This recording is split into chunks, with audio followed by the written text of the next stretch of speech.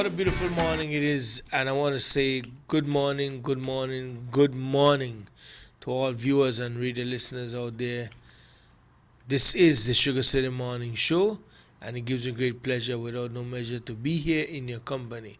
My name is Dylan Jones. Trust that wherever you are, you're having a splendicious and a most spectacular morning which will lead you into a wonderful day. Reminding you that if you haven't said your prayer for the morning yet, then it's about this time of day you stop what you're doing and acknowledge the presence of the Almighty Creator, because we are here and we are truly blessed to be here.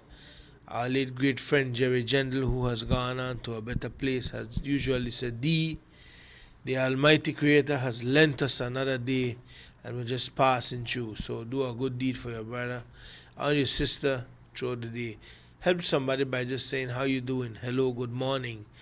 Tell the one that you should tell how much you love them. Tell them a little bit more than how you usually do every day, and you can make a difference in their lives. My name is Dylan Jones, and it gives me pleasure to say good morning here to our good friend Emmanuel Martinez.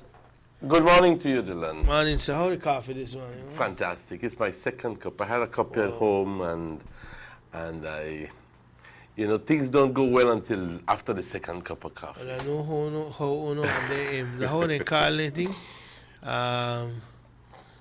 They freshly brewed thing they want to drink there. No, well, this is remember, I don't drink no dull kind, you know. If you don't say something about a house or our foldings, they don't want it.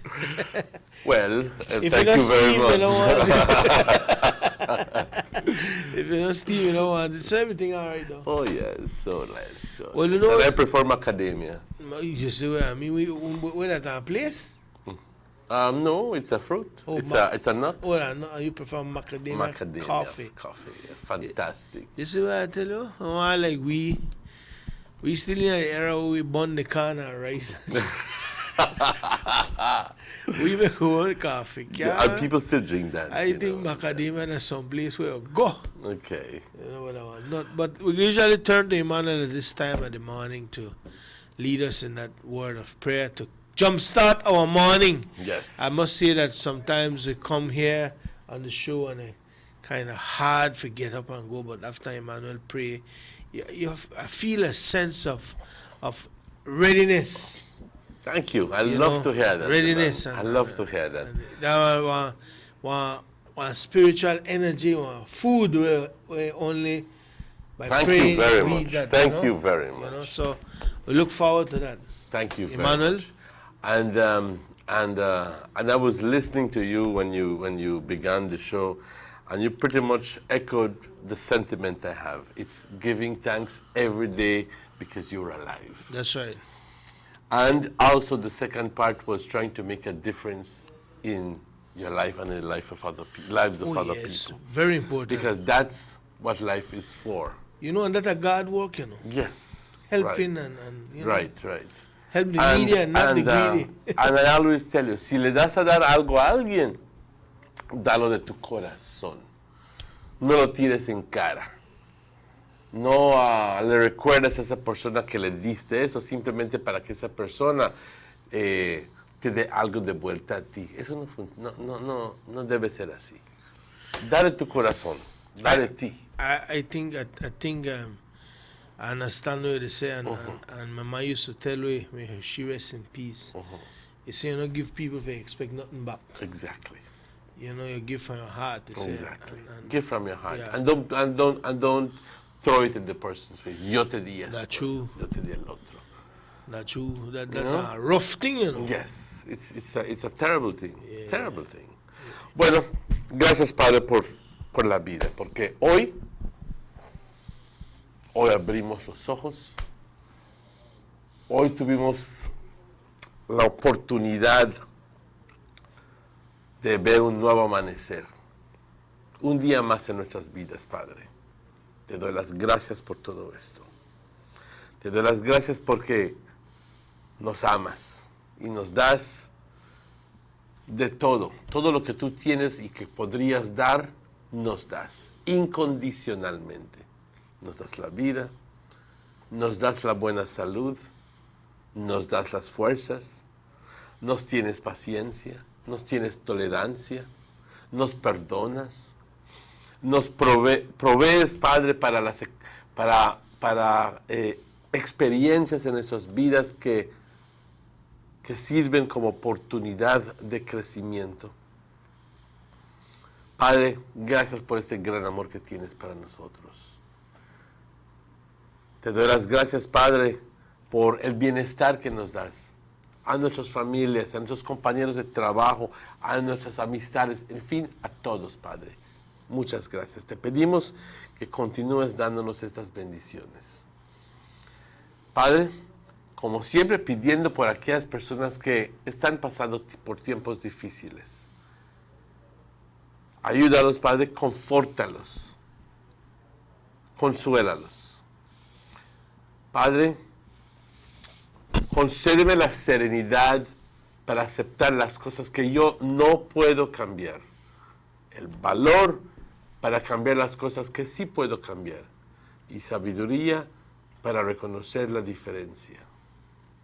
Padre, muchas veces nos trabamos por nuestro mismo egoísmo y tratamos de justificar nuestras acciones porque nuestro egoísmo nos dicta y nos dice sí, sí, sí. Permítenos ser más humildes, Padre, poder reconocer cuando estamos mal y cuando hacemos errores. Eso nos ayuda bastante, ser más humildes, menos arrogantes, menos soberbios. Padre, permítenos que hoy tengamos un buen día. Te alabamos, te bendecimos. Amén. Thank you very much, Manuel, and we go straight into our weather report for today. It's 8 minutes after the 7 o'clock hour. If you just join us, once again, good morning, and welcome to the Sugar City Morning Show. The weather report for today is more or less like this. Like I say, the sun out and the breeze blow. Yeah, for Wednesday, it says here generally fair weather prevails. 24 forecasts, mostly sunny today and cloudy at times. Tonight, showers or no thunderstorms will be isolated, except for a few more over the south tonight and tomorrow morning. Winds will be blowing at 10 to 20 knots. Sea state choppy to moderate. So that way they call that medium rare. Medium. Medium, all right, good. I always get a kick out of that, I tell you. If it would have been light chop to chop, it would have been medium. But I think when you're ready to go left, next where we have so much memories of you. Oh, don't think it's gonna be that fast. All right, good. Yeah. Like you always say, I don't know if you'll reach here. Okay. There's no weather advisory out. For the weather outlook is cloudy spells with general isolated showers and thunderstorms on Thursday. Slightly more will affect the south Thursday night. So Thursday night down south, yeah, I don't know. Umbrella on security workers, watchmen, and late night people who get out there to make a living at the hour.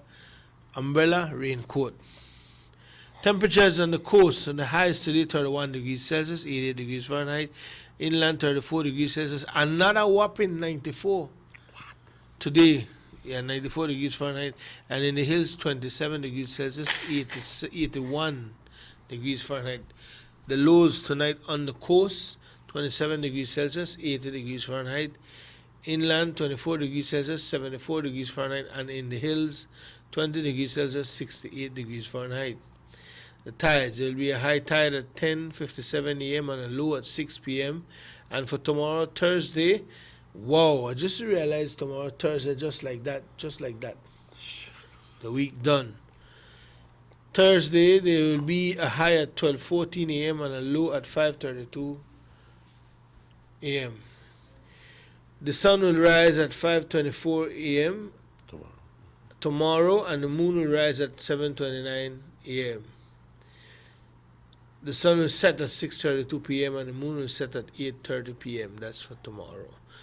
Thanks to Francisco Wellington, we go over to Emmanuel to bring us this weather report in Spanish para la gente hispana. Gracias, Dylan. Gracias, muchas gracias. Buenos días, compañeros. Un gusto saludarles hoy por la mañana. Siempre un gran gusto saludarles hoy por la mañana. Este es el reporte del tiempo para hoy, miércoles, y hoy es el 6 de julio. Y son exactamente las 7:11. Este reporte generado a las 5:30 de esta mañana indica que generalmente vamos a tener buen tiempo para el día de hoy. Para las siguientes 24 horas, esencialmente soleado durante el curso del día, nublado por momentos hoy por la noche. Si es que tenemos algunos chubascos o tormentas, estas estarán aislados, excepto en el sur hoy durante el curso del día y por la noche, donde se espera que tengan un poquito más de lo que en el resto del país tenga. Siempre he hablado de que en el sur, ¿por qué en el sur? Pues el sur tiene por su topografía, por cómo está situado, que tan pronto las nubes entran a la costa y se encuentran montañas altas, entonces se tienen que elevar, y cuando se elevan tienen que tumbar la carga, así que eso explica la razón por qué Toledo siempre tiene cantidad de lluvia. Tiene más lluvia que el resto del país, definitivamente.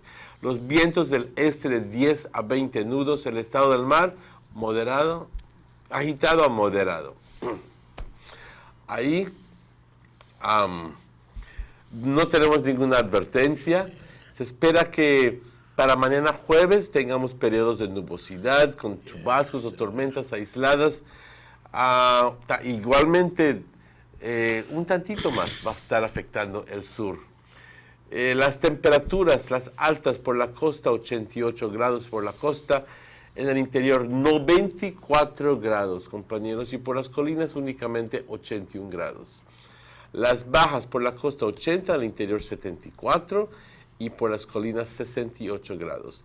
Las mareas, una marea alta a las 10:57 hoy por la mañana, una marea baja a las 6 por la tarde. Entonces habrá otra marea alta a medianoche, 14 minutos luego de la medianoche, 12:14, y luego otra marea baja a las 5:32, también mañana por la mañana. El sol se oculta hoy por la tarde a las 6:32. Y el sol sale mañana a las 5:24. La luna se oculta a las 8:30 por la noche y sale de nuevo a las 7:29. Son exactamente las 7:14.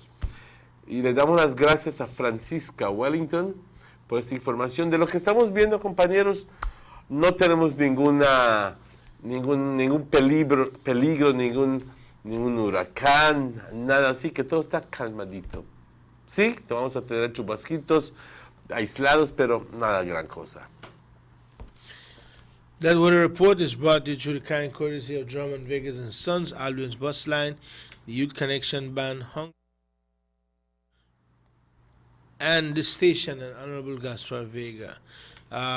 We want to share with you folks that remember the biggest summer camp in the north since the last 10 years, I could say, is the Honorable Gaspar Vega Summer Camp for the kids. For the north, right. In the north. And this camp will be held from the 18th of this month to the 29th. So all the kids, we will need to get some more information from Mr. Morris on how to sign up. Who is he, Mr. Morris? Who is Mr. Morris? Uh-huh. Mr. Morris Kokom. Oh, Mr. Morris Kokom. Yeah, the cameraman here. Mm-hmm.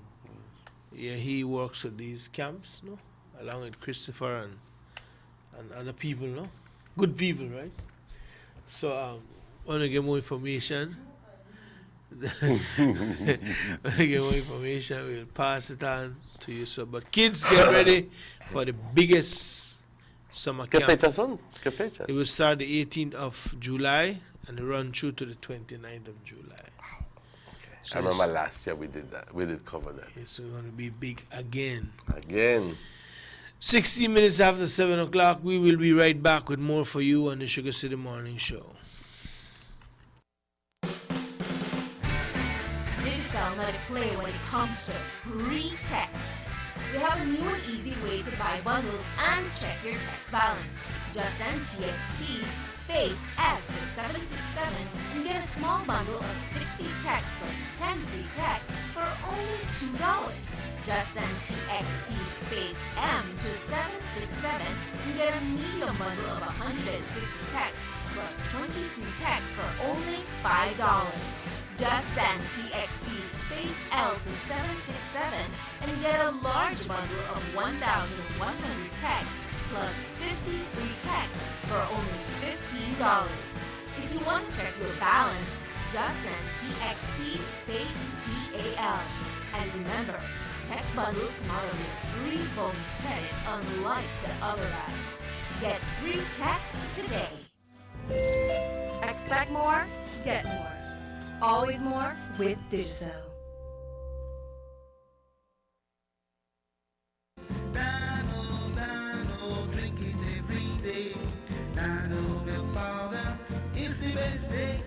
Las escuelas están ahora cerrando para las vacaciones de verano, así que asegura tu dinero para la reapertura de clases en septiembre. Es la gran rifa de vuelta a clases de Dano Leche Instantánea en polvo, en la cual conseguirás bastante dinero para regresar a clases en septiembre. Así que no esperes más y consigue tu dinero gratis con la rifa de Dano Regreso a Clases en septiembre. 250, 500 y hasta $1,000.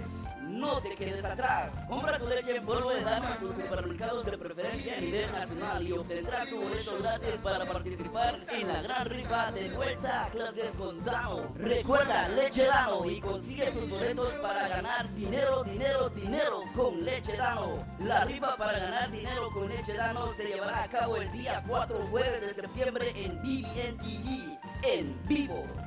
Dano, distribuido por St. Anthony's Trading Company, número de teléfono 224-4514. Leche Dano, probablemente la mejor leche a nivel mundial.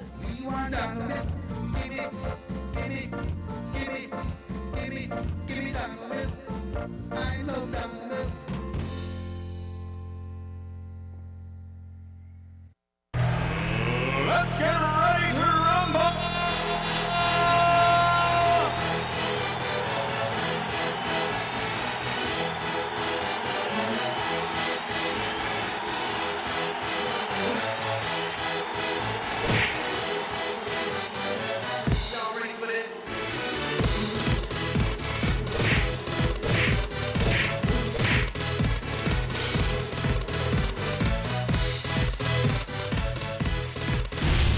Get serious. Get off.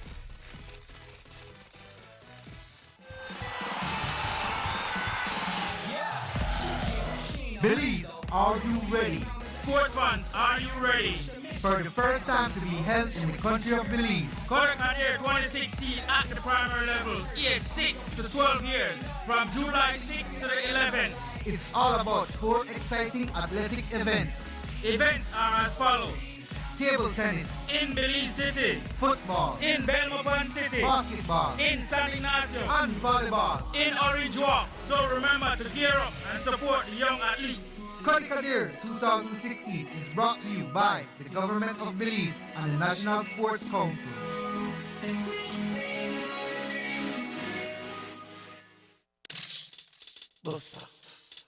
They see you and know you're living.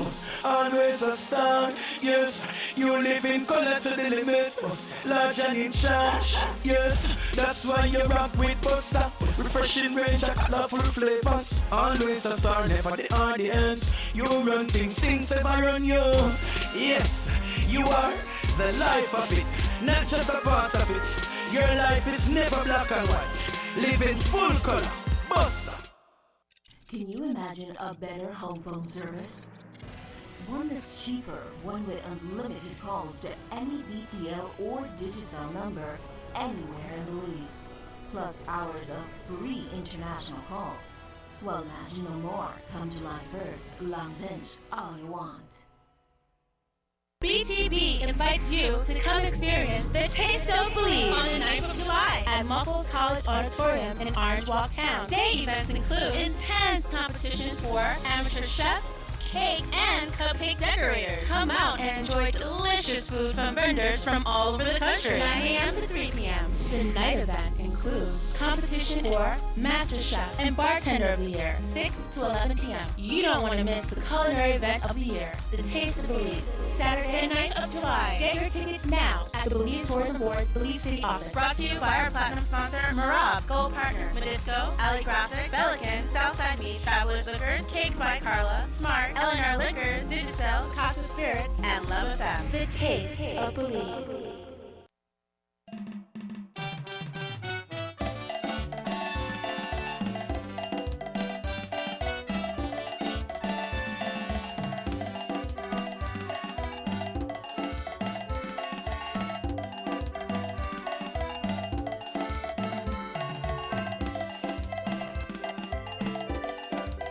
Welcome back to the Sugar City Morning Show. Emmanuel, just something before we jump into that thing that we got this.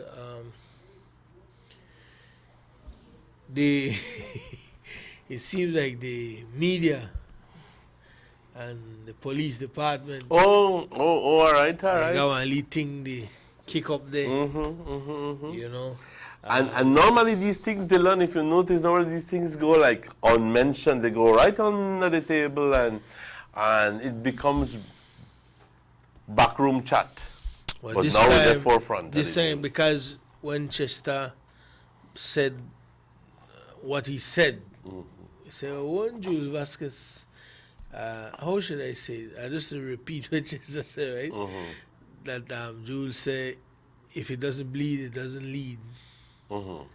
And apparently, well, you know, the news claim Jules never did say that at no time. And they take that as serious, something very serious, you know. That also, if there's no bloodshed, then it's not that. If it does, it say, if you not bleed, you know, lead. All right. And that's our strong statement. So, but I understand that they got a meeting today at Jules' company. Today? He said Thursday. Thursday. Yeah, Williams, it says to say the police media meeting is for this Thursday. And then Jules mentioned something about the compol, you know, making some statements against Amandala. Right. Which I don't know because I never read last week's paper, but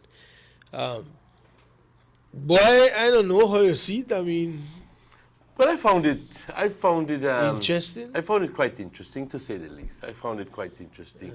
It's not always that you find the editor of the news having to take time out to clarify a situation, unless in this case he thought that it was absolutely necessary. You understand?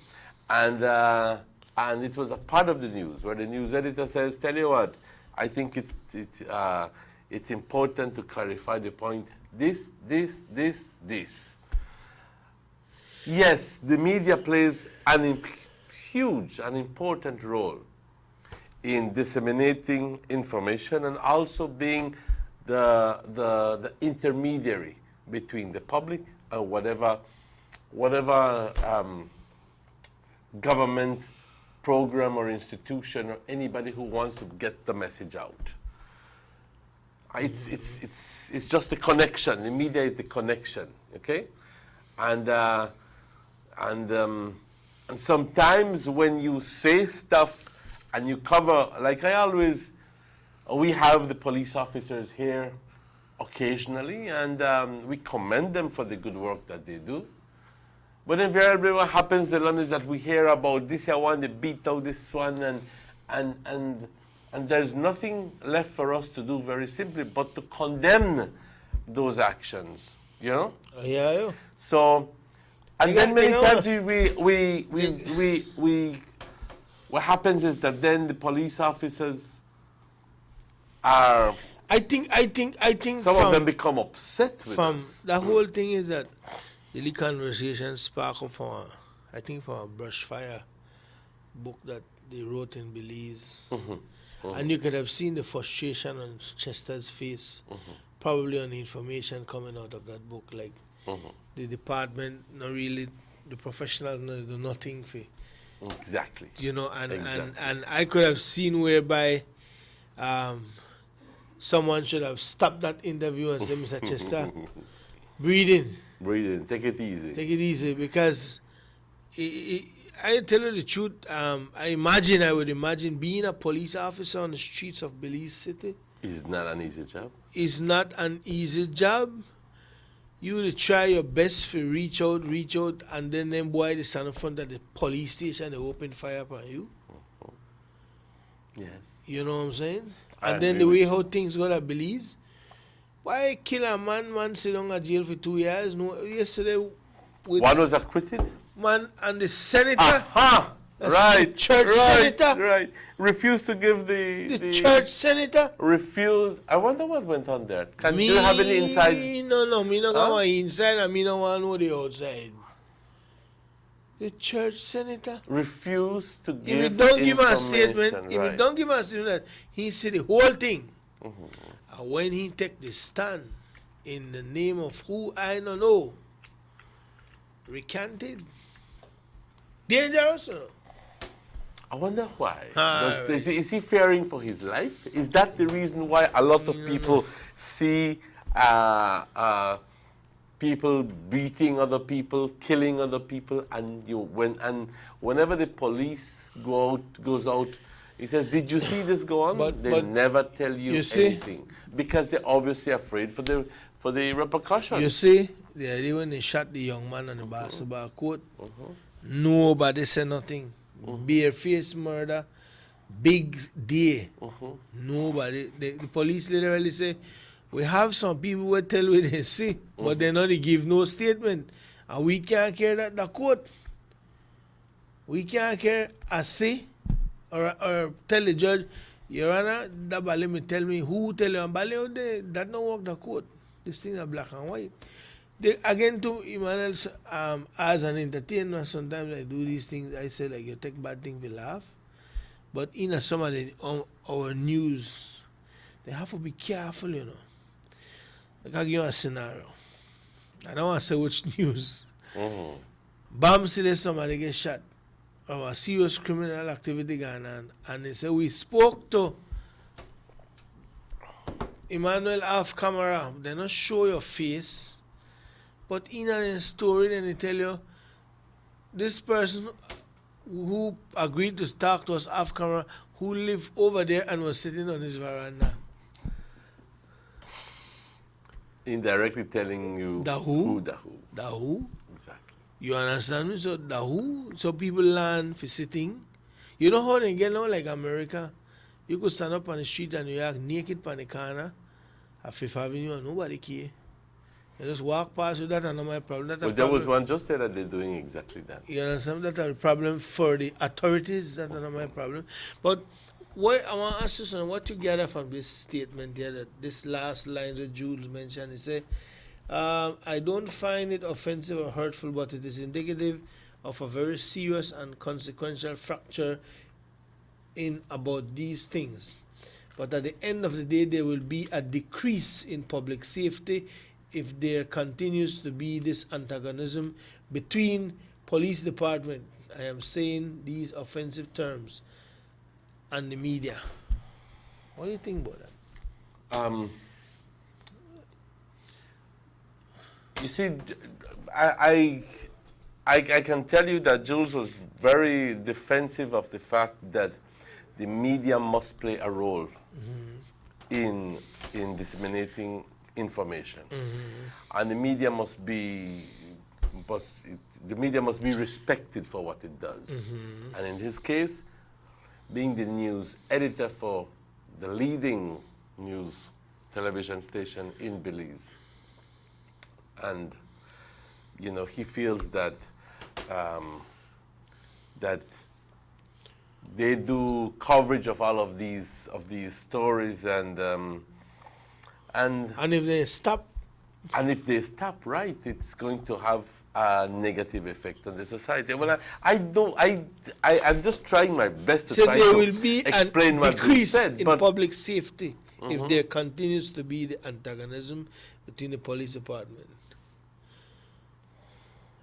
I guess that at the end of the day, Jules may have an idea of what he's talking about. I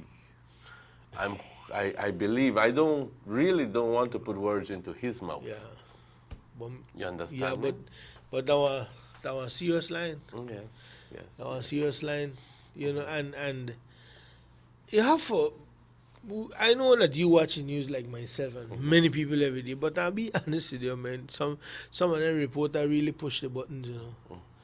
The police just don't tell them that I can't give no information because so and so and so. And they're still asking the turner. And they still turn it the other way, and then the police say, but I just tell you that I can't. But this, that, A, B, C, sometimes, like if they know, should fuel in the fire, it's no news. So true. You know? So true. You know, it's get the story no matter what. Right. You know? And well, this just begins to augur in a new line of thought there. I mean, the professionalism, but when that should be evident in any kind of coverage of that nature. I mean, in fact, even when you have press conferences with the Prime Minister and so forth, that is when sometimes we used to have one particular person who used to be, I won't mince my words, used to be feisty. Feisty, like what girls say. Feisty. You know? And I remember one time when the Prime Minister even told that person to shut up and to sit down. You know? I don't see that. Like I see a maximum respect in other countries for leading, for prime ministers and presidents. No, they feel like they're about up on the same level. But good Lord, man, you have to give people the respect. Yeah. But and also, don't think that because you are the citizen and they are leading people that you can just ask them anything that you want. You should be able to do that, but be a little bit diplomatic at least, man. You know, make the person start to think. You know, but if you just stand up there and berate the person and asking questions and like you correctly said, you asked me one question, I told you no, and then you asked me the same question in another way, and then what am I going to tell you? I just answered you that question, you know? Yeah. I'm trying to be keep it as clean as possible here because I don't want to put words into people's mouths. I remember one time we attended, myself and Checky, as the owners of Universal Radio, we attended a seminar, sort of like a little training session discussion thing that was hosted by the U.S. Embassy. And they were trying to talk to the media about sensitizing the way how they do the news. Because at the time when people made a drop like fly at Belize City, that was the first thing on the news. Sometime half an hour into the news and then they give you the story about 3-4 people who get shot. You know? And they were trying to tell them, we can't tell you no show that, but show something else first, man. With the ask, because you just fuel the kind of vibes, you know, like Billy the Kid. He never satisfied that they have an award for 500 years, so he robbed more bank. And they carry it up to 5,000. Sugar City Morning Show, hello? Yes, please. You're on the show? Yeah. Yes, go ahead. Okay. Go ahead, sir. Yes, good morning. Yes, good morning, good morning.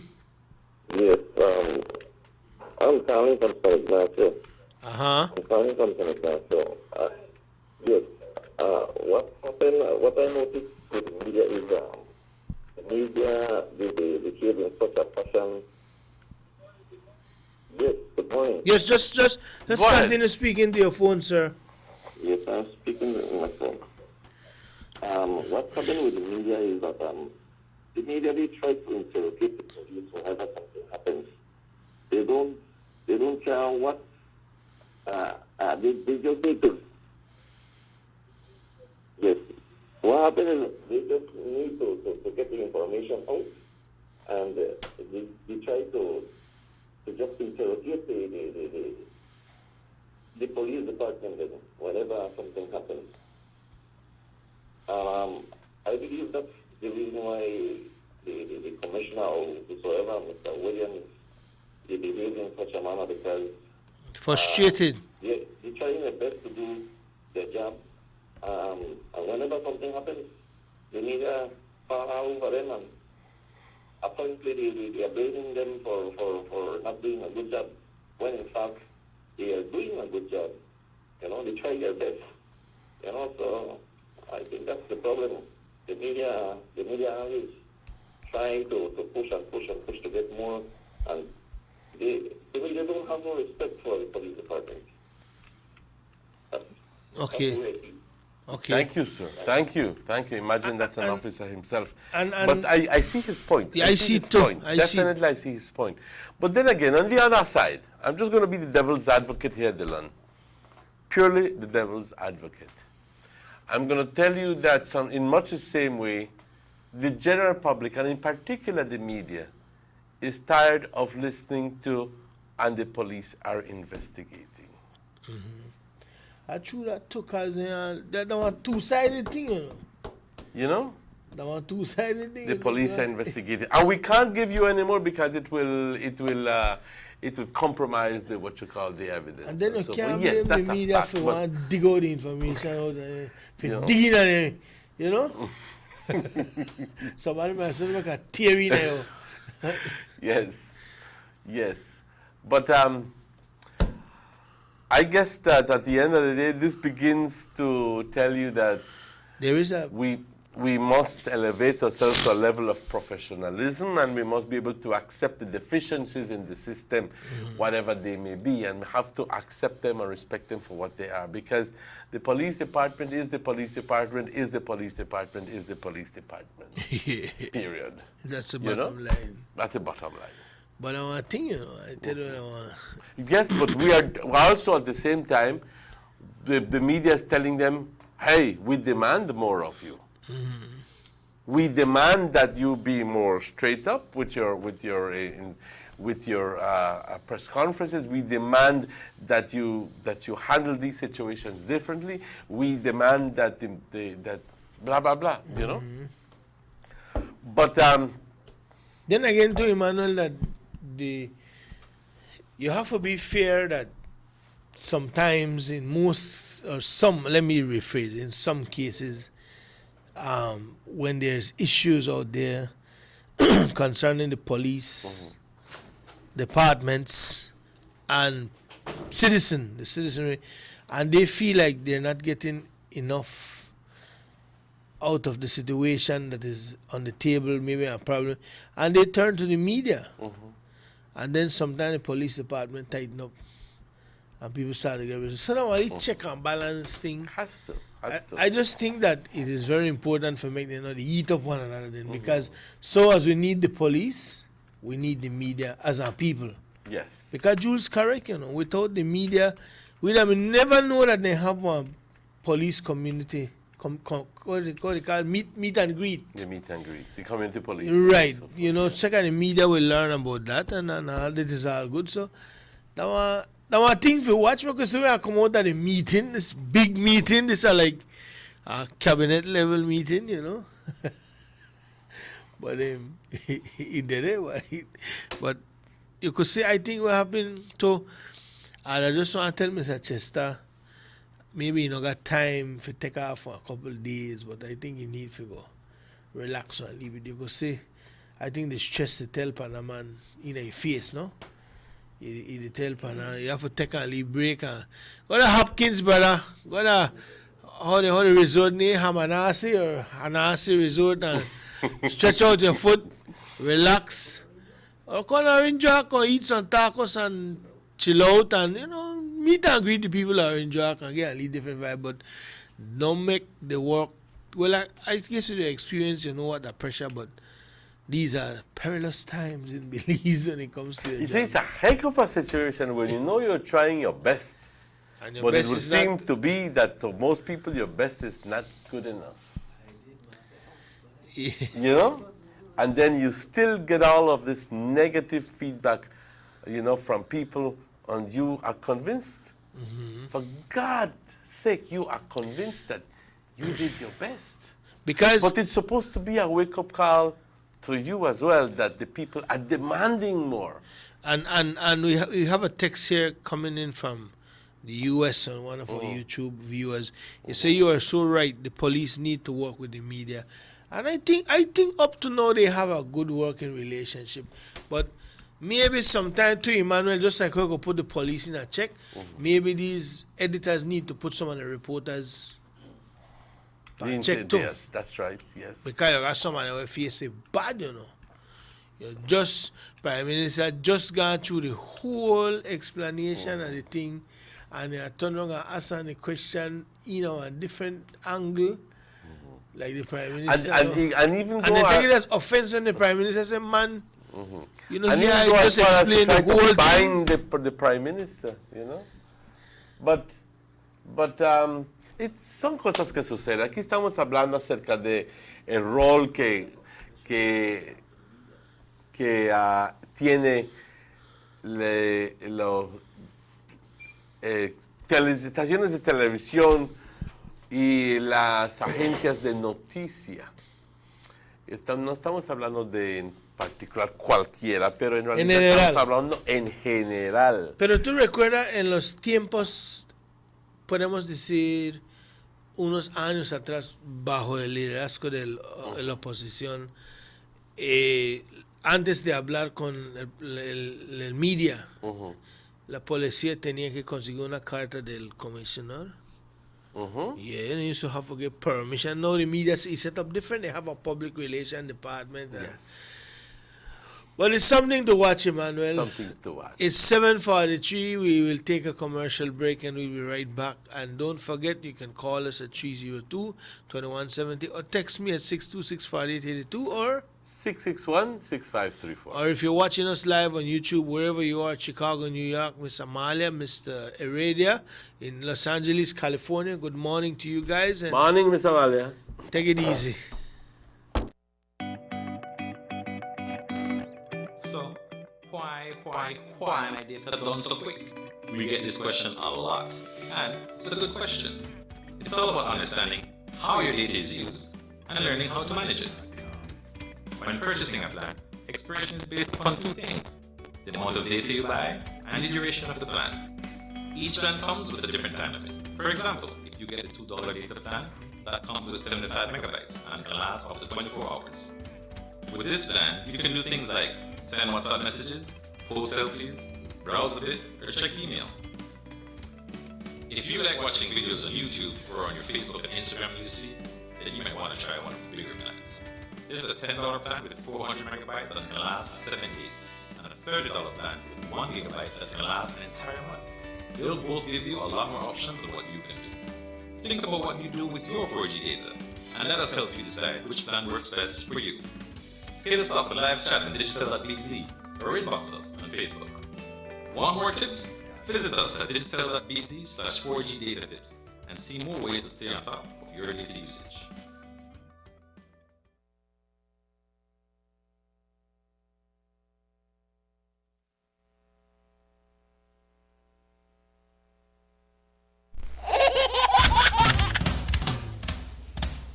You know your baby is happy when wearing Bebin Pampers. Bebin Pampers. In all sizes. Bebin Pampers make your baby happy. Available at German Vega and Son.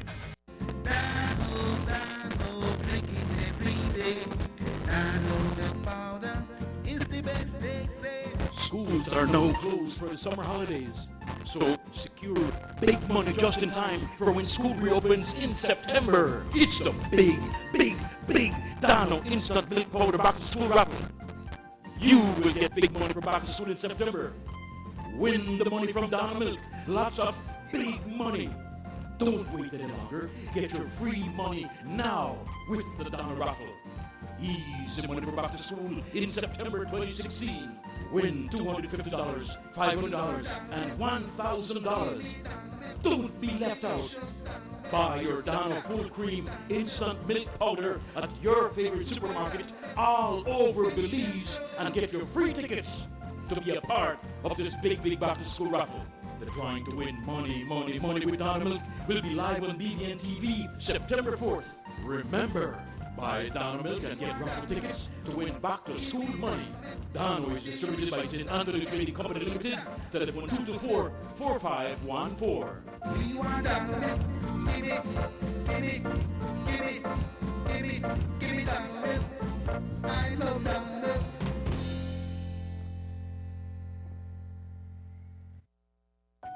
The BTL saga has now drawn to a close. We have settled with the former owner, ending the odious saga of our national asset that was given away by political pirates. A relief from years of burden on the public treasury and all Belizean citizens. We know that story well. But today, let's learn the facts of the BTL settlement and why it is a clear win for the Belizean people.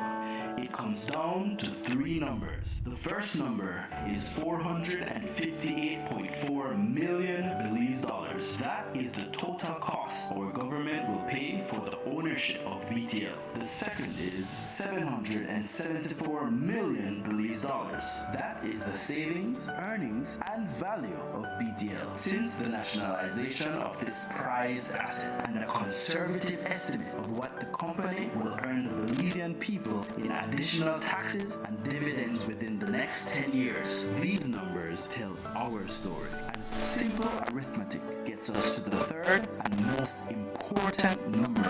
When we subtract what we spent for BTL from our gains, we end up with $350.6 million profit to the Belizean people. So let's focus on the value of BTL as our national asset and what owning Belize Telemedia Limited means for us as a country. When I grew up, I wanted to play pro football in the Belize team.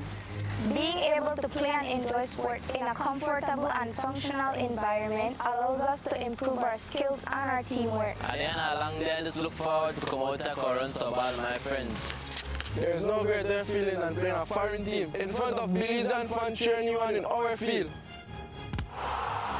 The Garden City of Belmopan has seen many remarkable improvements in its infrastructure over the last few years. Sporting facilities have been considerably enhanced with the covering of multiple basketball courts, resurfacing of a tennis facility, and most notably, the remodeling of the Isidoro Beaton Football Stadium. Investment in sports is an investment in our people. We're building our character. Striving for greatness. I'll never stop dreaming. This is a game changer for me. For us. For we. For Belize.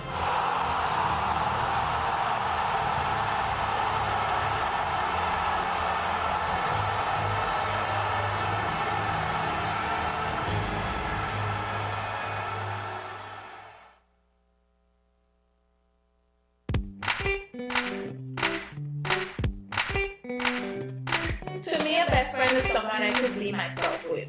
We could be silly and goofy with each other without being judged. You can tell her everything.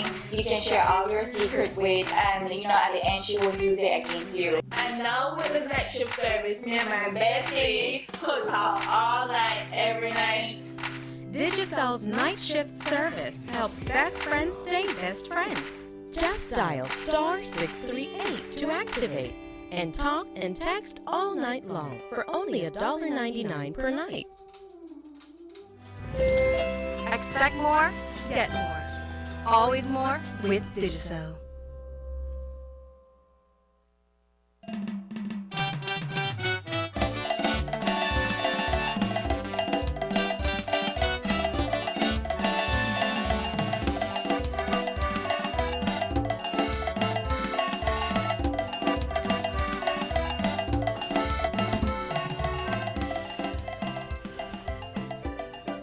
Welcome back to the Sugar City Morning Show.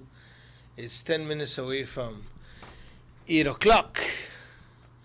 And we have to say kudos to ASR, Yes. BSI, you know, for making that hefty contribution Why? towards the Kodikadir Games Yes. for the uniforms of the Belize team. Yes, it was what, 12,500? 12,000 plus. $12,500. Yeah, so That was good. That was good. looking out for the young people, our future. And for good representation from the country, because these foreigners come and they're put on their best, what you call it, and then we look pishishy. You know? But Long this time now time- you use that word pishishy. This We time, kind of look. I look good this time We because look good, they looking done the- good. they done the sport, the uniform. Tenemos que representar bien. We have to represent. And it's going to, the Kodikadir Games begin, when is it? Isn't it today that it begins? Well, sometime this week. I kind of Yes, last it track. is. It is today. It is today that it begins. It is today. The The opening is opening is tomorrow tomorrow evening. evening. Okay. Okay, we got it. Thank you very much. Very much. Thank you very much. Emmanuel, well, with regards to that, when I leave the Kodikadir information and Mhm. more for the minister tomorrow when he comes. Right. But He will be- something that is bothering me. Let us, Mhm, talk as to we me. have some guests coming up in a few, we use this time to share, to hit the home front. Mhm. I don't really know where they go on the tongue board in terms of why a lot of vehicle, quite a number of vehicle is driving around this place doing taxi service without one taxi plate. They just mark taxi on their windshield in a chalk. You don't see that? No. All right. And they drive around. But it does not have the green plates? No plates. They No just plates mark at all? taxi. That they happen in Orange Walk. Really? Yes. I think we have a call here. Sugar City Morning Show, hello. Good morning, Dylan. Morning.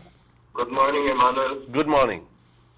Yesterday I heard you were asking for some information for San Esteban, yes, Yes, yes, sir. Oh, yes. thank you, thank you. Right? Yeah, we know we're in the dark. Yeah. Well, anyway, when you don't get no news or good news. Well, so not all the time, but, So anyway, but just let me give you the names of all the candidates that will be running in San Esteban Village, right? Go ahead. Okay, give you time to write it down, Emmanuel. I am already at it, sir. All right, okay. We have Fulian Pat, who will be running for the chairman. And then we have Elmer Flores. He is the only one of the past village council. Okay. Then we have all the rest are new people. We have Mrs. Anselma Hernandez. We have Mr. Teodoro Pat. Okay. We have Narciso Inocente Chuk. Okay. We have Irma de Jesus Oliveira. Okay. And we have Jose Leovigildo Pat. Okay. Okay, these are the 7 people. I believe we have a very, very good slate to them. They are people who are known in San Esteban, and they come from a wide cross-section of the village. That's good to hear. I believe they are a very good good group. Okay. We have been working with them for over 3 weeks now, and as a matter of fact, the 1st of July, we had the nomination for them. So they are the registered slate for the UDP. Okay. Why I mention this is because yesterday you all were talking about Mr. Leon. And Dylan was making fun of Mr. Leon, but I will disagree with you when you say I was making fun of Mr. Leon. If Mr. Leon wants to run, he has a right to run. Yes, Yeah, but we can't stop. if you all don't want him to run under the UDP, then that's an issue you'll have to take up with him, and he will decide what he wants to do. But I won't sit here and allow you to say that I was making fun of him, because in no way I was making fun of Mr. Leon. Well, I believe you owe him an apology, Dylan. I know nobody no apology for nothing what I know do. The thing is that if Mr. The thing is, I don't know see things how you no want. And not all the time you're correct. So I sorry, I can't sit here and have you saying I was making fun of Mr. Leon, because I wasn't. Okay, that's your prerogative, right? That's your prerogative. That's how it is. That's how it is. July the 1st, we had a nomination. I don't know what happened there. And again too, that's really strange for I don't know how that works if you find one nomination ahead of time and elect your candidates. I don't really know. I know you get nominated on that day for run, but as the party choose them, you know. It's not really a nomination. It's an endorsement by the party of those people. Well, then it should have been that. But then I won't. No. I won't sit here and have him say that I was. Then don't make an issue out of it. I have very to. simply say. I have to. It's not Emmanuel Holland. It's not you that's in question here. All right, it's me, and I won't allow Mr. Mick to say I was making fun of Leon. Well, that's the bottom line. Water under the bridge. And I don't owe nobody no apology. So I don't think they want to stir this nest. Let's keep it that way. Sugar City Morning Show. Hello. Good morning, Morning. And can you please give me the dial number of Sugar City Radio, please? This is the morning show. You want to be on the morning show? No, I just want to know if you can please give me the dial number of Sugar City Radio. No, I'm sorry, we're not a directory, sir. No, you have to call BTL for that. I think, why you want to listen to the show on the radio? Yes, man, I want to put, because the television is not good, man. Oh, it's 88.5. Going style, yes, man. I want to hear it. It's not Sugar City, it's Universal Radio. Okay, can you please give me the number? 88.5. 88.5. Okay, thanks, Dylan. 88.5. You too. Okay. Yeah, but it is what it is, you know. I sorry that he credit or probably got cut off. I don't know, call got dropped.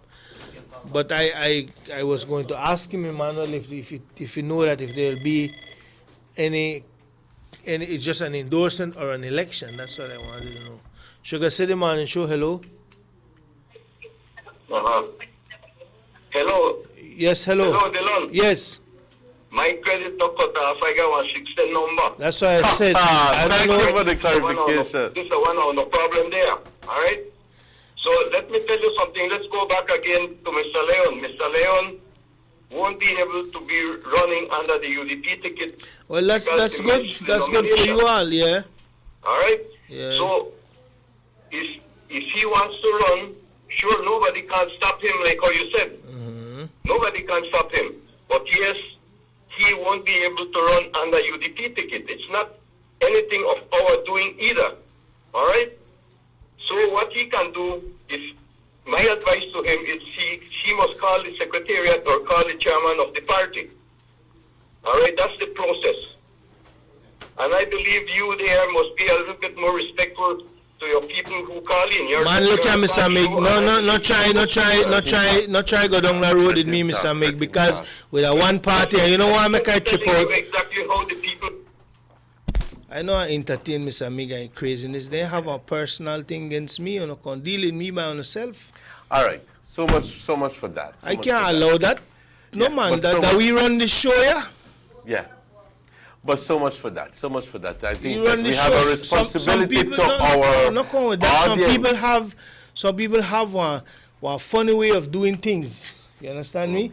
Either from Central, and if I'm not happy with what is going on in Central, then I want to talk about it.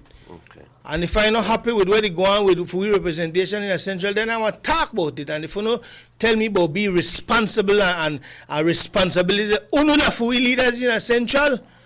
Uno the one who should have come to we and make we know where they go on. So no make we go down there. No make we go down there because you know once I start to talk, I want to say what I got to say. And I don't care who the hat fit, make them wear it. So better we just get off of that. Get off. Yeah. Vamos a For the face of the party, better we just get off of that. Thank you very much. I am be the bigger person, but not come try call me Mr. Big. I try make I look like like I ain't already pan this car. We not depend that. Not go down the road. Not go down the road. I ask you please not go down the road because you know I like it. Let's move on. Yes. One of the things that yesterday I was watching the news and I go like, this Mr. Albert Jennity, that he's supposed to be very simply a phlebotomist, which in other words, you know, he is the one who does the samples and so forth. But the man actually went ahead and asked a lady that he needs to do a swab of her private part. What? Okay? And the man was alleged to even having tried to perform oral sex on her. Now, this, as you know, I'm shocked when I listen to this and I go like, wow. You go and to seek professional help, you go and you take your samples and then there's somebody in the system that is messing it up, that is actually making the department look cheap. Yeah. And making it also for people not to have confidence. You lose confidence in the system.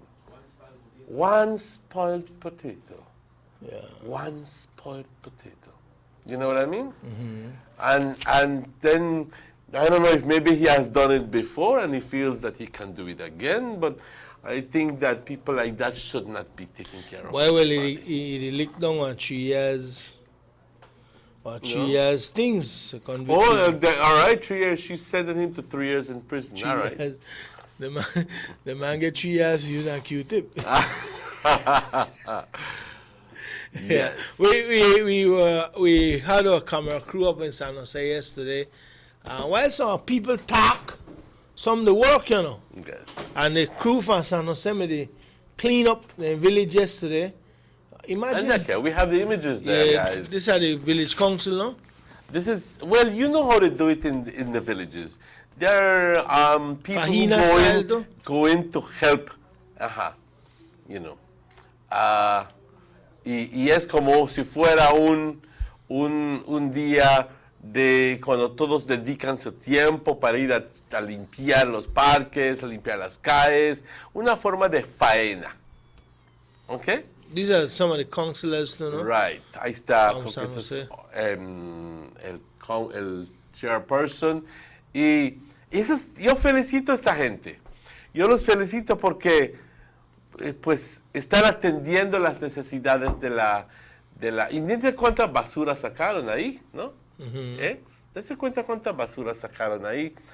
Un poquito, dos cosas salen de esto. Uno, que podemos, si ellos empiezan con traer a la conciencia de la gente el elemento de la basura, que podemos ser un poco más responsables como cuando lidiamos con la basura. Ellos tienen que poner un proyecto en un lugar donde les dices a la gente, ¿sabes qué? Estamos limpiando, pero no quiere decir que en 2 semanas vamos a limpiar otra vez. And then some sign along the way to remind passers-by. Thank you. Please, while passing through a village, don't litter. Exactly. Stop the throw through the window and stuff like that. You know? Right.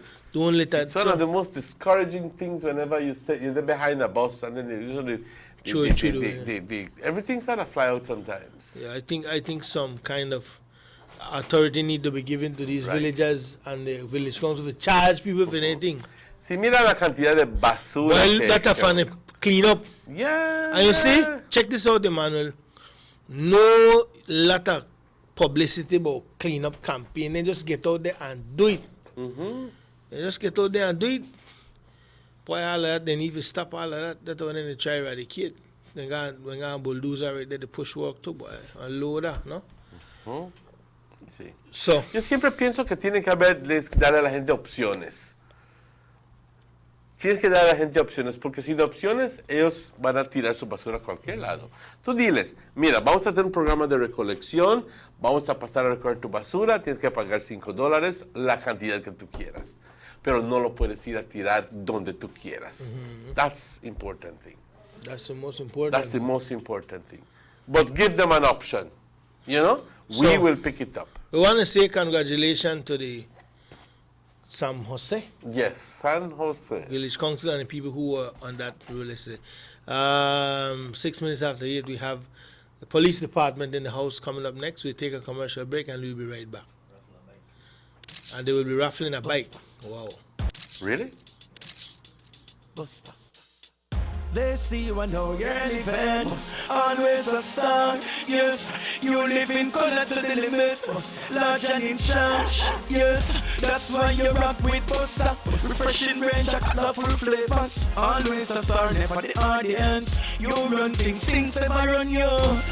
Yes, you are the life of it, not just a part of it. Your life is never black and white. Live in full color. Buster. Can you imagine a better home phone service? One that's cheaper, one with unlimited calls to any BTL or Digicel number anywhere in Belize, plus hours of free international calls. Well, imagine no more. Come July 1st, Long Bench, all you want. BTB invites you to come experience the Taste of Belize on the 9th of July at Muffles College Auditorium in Orange Walk Town. Day events include intense competitions for amateur chefs, cake, and cupcake decorators. Come out and enjoy delicious food from vendors from all over the country. 9 a.m. to 3 p.m. The night event includes competition for Master Chef and Bartender of the Year, 6 to 11 p.m. You don't want to miss the culinary event of the year, the Taste of Belize, Saturday, 9th of July. Get your tickets now at the Belize Tourism Board's Belize City office. Brought to you by our platinum sponsor, Marab, Gold Partner, Medisco, Alley Graphics, Pelican, Southside Beach, Travelers Liquors, Cakes by Carla, Smart, Eleanor Liquors, Digicel, Casa Spirits, and Love FM. The Taste of Belize. So, why my data done so quick? We get this question a lot, and it's a good question. It's all about understanding how your data is used and learning how to manage it. When purchasing a plan, expiration is based upon two things: the amount of data you buy and the duration of the plan. Each plan comes with a different time limit. For example, if you get the $2 data plan, that comes with 75 megabytes and can last up to 24 hours. With this plan, you can do things like send WhatsApp messages, post selfies, browse a bit, or check email. If you like watching videos on YouTube or on your Facebook and Instagram newsfeed, then you might want to try one of the bigger plans. There's a $10 plan with 400 megabytes that can last 7 days, and a $30 plan with 1 gigabyte that can last an entire month. They'll both give you a lot more options on what you can do. Think about what you do with your 4G data, and let us help you decide which plan works best for you. Hit us up in live chat on digicel.bz or inbox us on Facebook. Want more tips? Visit us at digicel.bz/4G data tips and see more ways to stay on top of your data usage.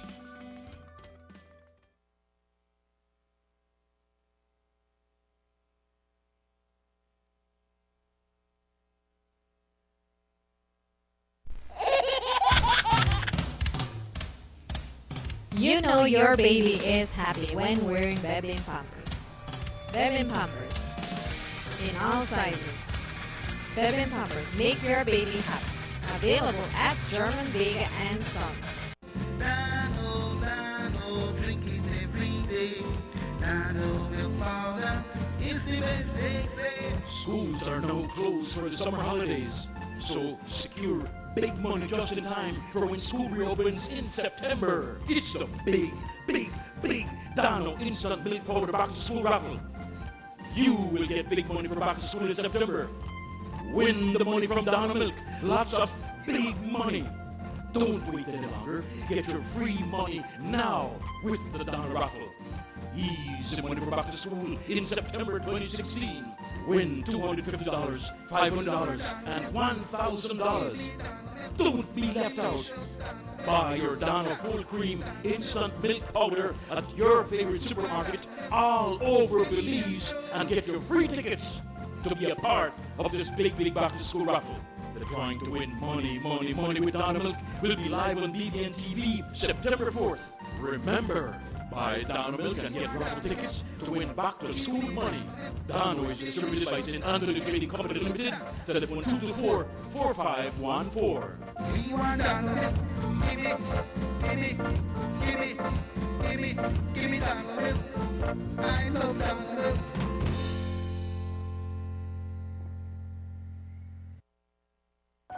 The BTL saga has now drawn to a close. We have settled with the former owner, ending the odious saga of our national asset that was given away by political pirates. A relief from years of burden on the public.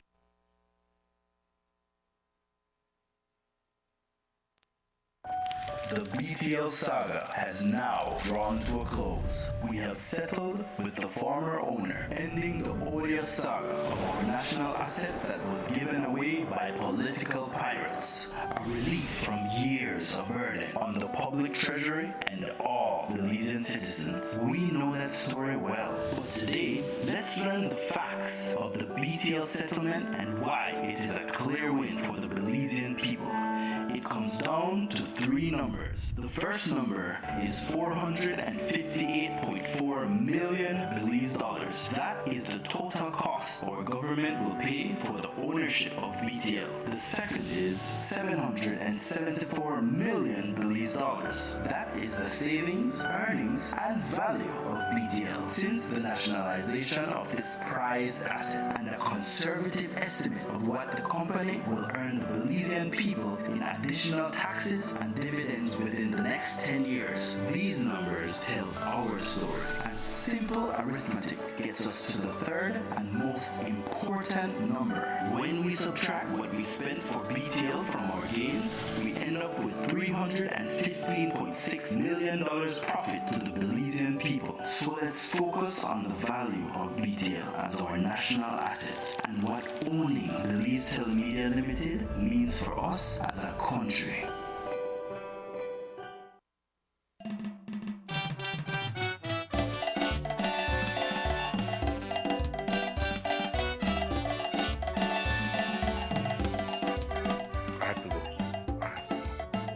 Welcome back to the Sugar City Morning Show, and we are joined here this morning by police officers of the Orange Walk Police Department.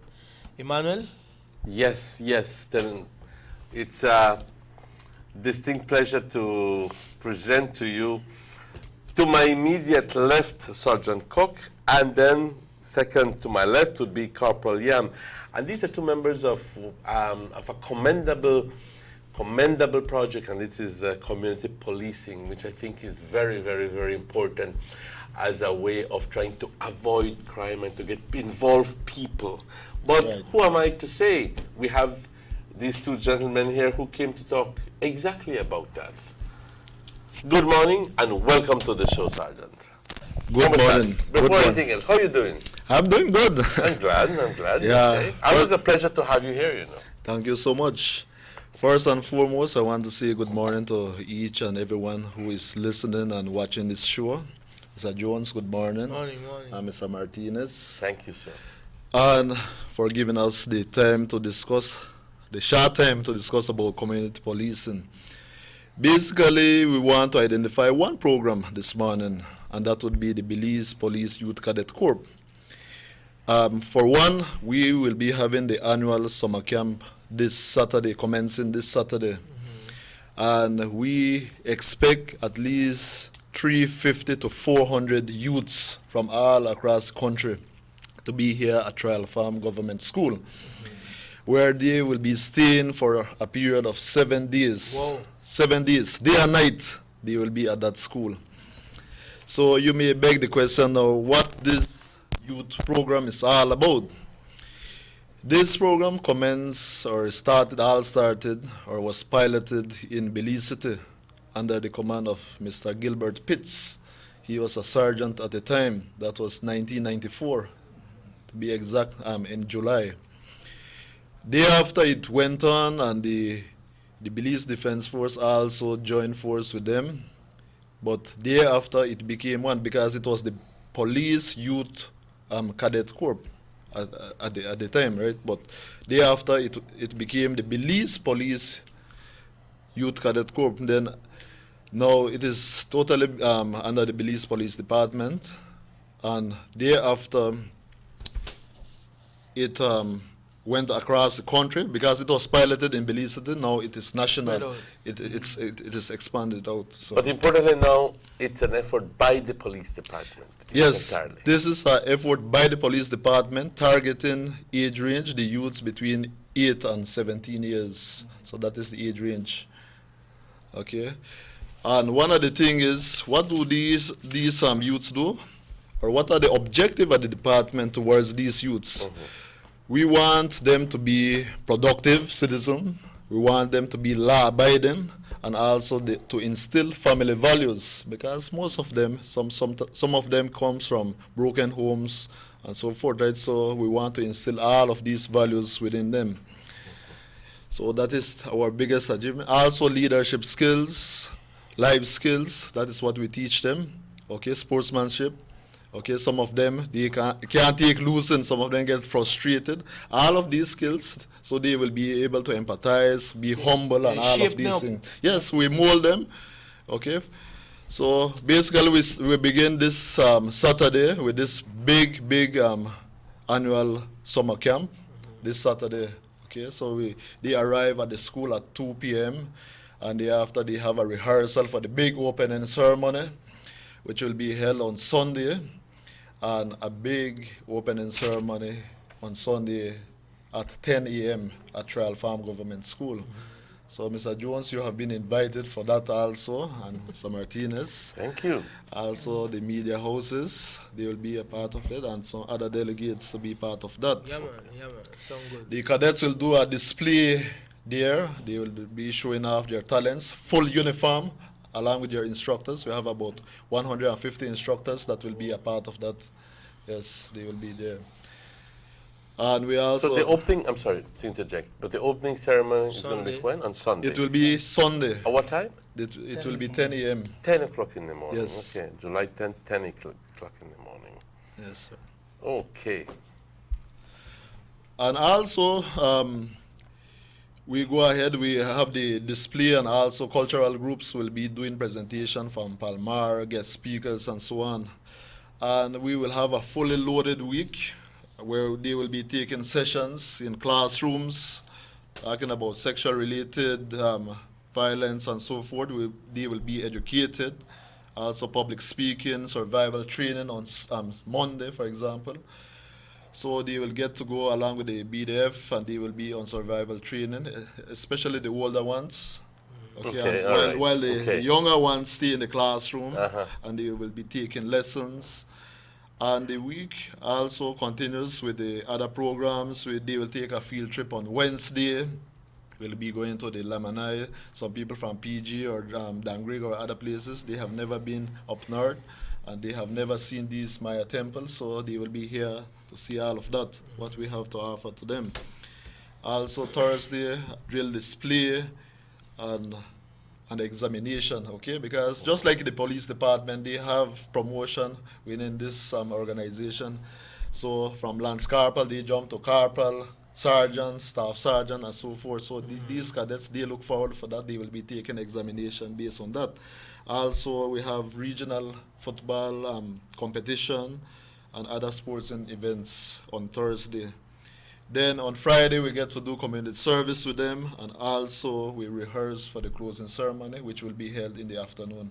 So in the afternoon, that will be 2:45 we file in, and 3 o'clock we do the closing ceremony. How many people do you expect to attend? So we would target about 350 to 400 youths. Wow. Then we target about additional 150 instructors. So we have a fully loaded supervision. We have supervision to the max, I would say. We have them working in the nights. So the the kids or the parents could rest assured that these youths will be in safe hands. Right. And again, it is close to the hospital, so if anything happens, we will whatsoever. But again, we are professionals, so we will just prepared ensure, for yes, whatever. Whatsoever. But we will prepare as much as possible, and again, we are prepared. I must say, we are prepared. And we are ready. I like it. I like that. I like this initiative. You have to be a part of the cadet corps to enter to attend this camp. You have to be a member. Yes. The thing is, you must spend at least 6 months with this group. 6 months, because it is not only about attending the classes whatsoever. It has to do with a lot of drills. Okay, so when time I tell you move right or move left, then you don't know what to do. You just can't just get up and say, you know what, I want to join just yesterday or whatsoever. So it comes with a lot of training, dedication, and also consistency, because the cadet must be consistent with his practice, always willing to come out, always willing to do his extra chores at home, at school, community, and so forth. How is the participation when it comes to members in Orange Walk? What's the numbers looking like? Basically, we have 120 cadets right here Orange Walk? within the Orange Walk district. What? And we have 5 officers in my unit, and because of manpower also, because we have other programs beside this. We have the Neighborhood Watch, we have the People's Coalition, we have the Do the Right Thing, the COP, the GREAT program. All of these programs under our community policing umbrella. So we have a lot of program going on. So this is just one program in our unit. Yes. For those who would have liked to attend the camp by today and you're not a member, then you know it's too late. But what could someone do to join the cadet corps? Okay, so after today, what they can do, we usually do recruitment in February and March, but based on what we have right now, we want to have more officers on board. So we can start bright and early September, because then they can come to my office, approach one of our community policing officers, so they can get an application. So process that, and by the mid of September or end of September, you can be a member. So Emmanuel, what you can see, basically this cadet corps has taken off to another level. Yes. It's not anymore like, not to step on nobody's toes, because it seems like when I talk wrong, I have problems sometimes. You talk more one level of consistency and 6 months, and I know it's because Ghana, the days when you just be a scout to be a scout. You just join scout for go to a meeting for Saturday, and you know, and to have your campfires. Right. And to So take this are different levels. What are the ultimate goal of the cadet corps? Is it to try to groom these young people to be, well, we know it's better citizenry and all that, but any era in say, boy, well, maybe this could be the next half of the police department in the next 5-10 years? Okay, that is a very good question.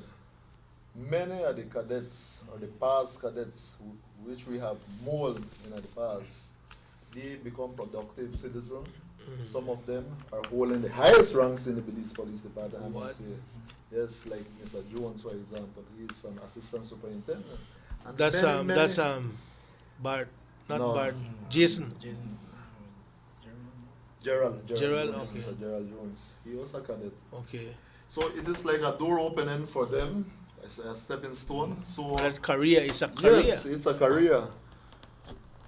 Yes, Yeah. so for example, if they venture into policing, they go to the training academy. Basically, all the foot drills that are taught to them in the cadets, they don't know it.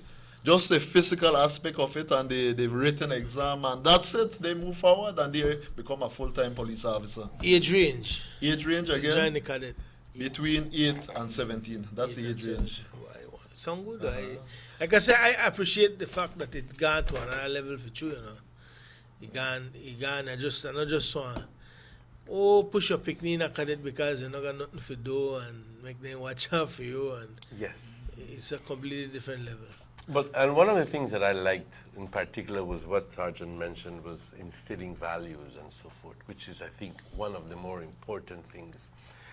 I think that gone are the days when we see people only going into, well, hopefully, when going into the police department very simply because they need a job. I think that this is putting substance into the position of being a police officer. This is substance, because if you hear every day complaints about the police and so forth, and at the end of the day, you go like, well, what is happening here? And then you notice that it's a lack of principle and a lack of values. And so I was very glad to hear that. I think it's definitely a stepping stone towards these people to assume their position within the police department as a functioning police officers. Mr. Yam, you are a part of this initiative as well. Am I not right? Yes, that is right, Mr. Martinez. First of all, I want to say good morning also to Mr. Jones and Mr. Martinez and to the listeners and the persons viewing this talk show at this moment. Yes, as you know, and I am also part of this community policing unit, and by working along with Mr. Cook, I managed to assist him to increase the amount of participants for the youth cadets, as you call it, the police cadets. And first, I want to say also a very grateful thank you. As you know, cadets, youths requires finance. And thank you to those persons, especially Honorable Gaspar Vega, the Honorable Minister, Mr. Lodi Aragon, business persons in the Oranjak community, and the Oranjak people in a whole who assisted us with something towards the cadets. Thanks to their contribution, we were able to get new police cadets uniforms for them. Wow. At this time, For the 151? yeah, we got 120. 120. Also, and thanks to Mr. Aragon's contribution also, we were able to get their PE, as you call their PT, physical education T-shirts that then I'm supposed to be getting this week ready for them also. And as you know, it's a lot of finance involving them. Also, we get the donations from other business places, for example, for the food for the summer camp. We get, for example, chicken, rice, sugar, all the stuff inquires. Yes, because to feed close to 400 kids along with the instructors, imagine. It's not an easy job. You need to have a lot of logistics in place, and you need to be organized. Yes, that is true. And then I am very thankful also to the parents, the teachers, the principals who opened their doors to us to go to their schools, inviting the kids in those schools to be part of the police cadets.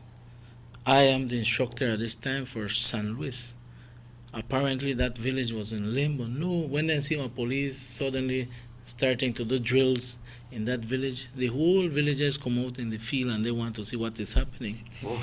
Because it is something new, it is not common, especially that village that you know what, that San Luis village is very special. It's a very beautiful village. It is a village that you barely will hear them involved in crimes or stuff like that. It's a very peaceful, mostly family live there. And they were very thankful for me. And Who the primos? According to, yes, mostly Marines and other families there, but then I work with them good. San Jose, Carmelita. We have in Chapels area also, Solomon's, and Guinea Grass. So basically we are trying to get a little group from all over, but we want to continue expanding, and I hope that the officer in charge of Orange Rock assists us with further personnel so that we might be expanding our police youth cadets. And so at this time I want to also inform you guys that we are here because we want to raffle a bicycle that was donated by the Honorable and Mr. Gaspar Vega, which helps us. Bicycles, a beach cruiser. The police car raffle something. And we wanted a raffle on bike, much less from a police and they got the program. bike, there's the bicycle. And there it is, man. Yes, and it's The bike is here, right? Yes, we have it here right also. And I want to inform the public that whoever is a winner, you could go and pick up the bicycle at the police station. Just ask for the community policing officers or for Mr. Cook or Mr. Yam, and we will give them their. Okay, well, we will raffle this bike. You see 30, and then we wish you all the best if you have your name in this bag. Hopefully, your walking days are over, and your riding days start today. Okay, we will make this raffle simple. First of all, we'll ask Mr. DeLon to just pick up one number from this bag here, and then we'll ask Mr. Menes to pick up another number from that envelope, and we will know who is the winner. And we are just trying to make it as, how you call it? We don't want to say a complicated system when they design that are too picky, Manuel. One will be for the raffle and the number. This is the number 113. Okay, that will be the number for the ticket. 113. Yes. I will look for that ticket number 113, and thereafter I will be asking Mr.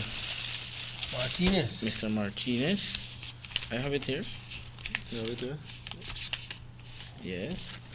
This is as quick as that, you know who the winner is. Not yet. No, this 113 is the. And to your surprise, the tickets, the name that was sold on the sheet. As you can see, this is 113. So now you will pick the name of that person on this ticket. Not really needed though. Oh, but at this time, I want to inform you to thanks to this person. Who they buy They buy the entire ticket. I figured. They buy so automatically, no matter which number you pick, still a win. Yeah, still win. This is a person that was very smart. He invested $20 and he's getting a bicycle for $265. Brand new bike. $20. And as I said, Mr. Martinez, can you have the privilege of announcing who's the winner for us, please? Claro que sí. Sí, pues es un gran gusto, and if you permit me to say it in Spanish as well. Hemos estado durante estos últimos minutos haciendo los arreglos para rifar esa bicicleta que están viendo por la imagen, están viéndolo por la televisión, pero también si estás escuchando por la radio. I have the privilege of announcing who the winner is. And above all, we want to thank this person, Mr. Dardo González. Dardo, te ganaste una bicicleta, muchacho, y gracias porque patrocinaste, porque apoyaste el proyecto. Guadalupe Street, pero todos sabemos, Dardo, right in front of RB's. Dardo, you have won yourself a brand new Meet Mr. Dardo on the bypass after this. I don't know. Right. Maybe you can join me one of these days on the bicycle run. All right?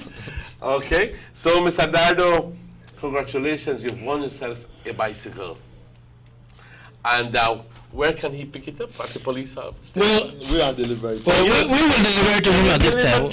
As a matter of fact, we will be proceeding from here to his residence and leaving the bicycle with him, since we know already who is the winner.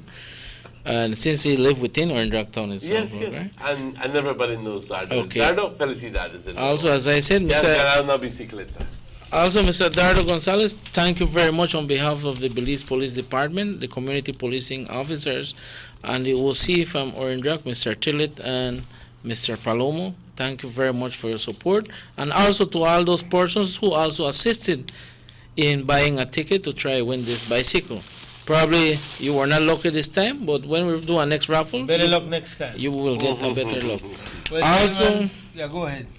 I want to say thank you once more to all those wonderful persons who assisted us in doing a slight donation towards this summer camp, because due to their contribution, this summer camp will be possible, and a lot of kids will have a happy and wonderful experience with us. And it's going to be one that they will never forget. That is true. Well, gentlemen, I want to thank you guys for dropping by and sharing this good news. I wish you all the best in your endeavor. I want to congratulate them, because I think that this is a splendid, this is a beautiful initiative. For Orange Walk. Yes. Leading the way. Thank you very much, officers. Thank you, sir. Muchas gracias, felicidades, and we wish you all the best. 8:35, we will be right back with more for you on the Sugar City Morning Show.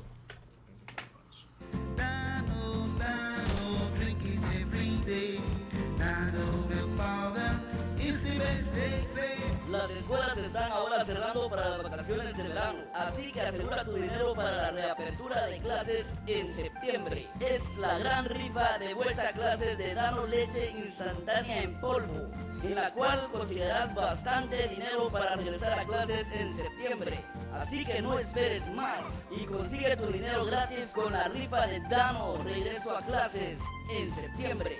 250, 500 y hasta $1000.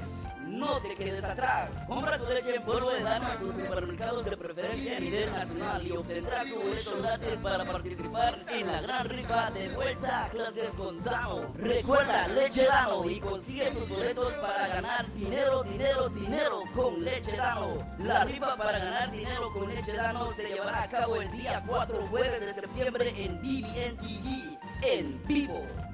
Dano, distribuido por St. Anthony's Trading Company, número de teléfono 224-4514. Leche Dano, probablemente la mejor leche a nivel mundial.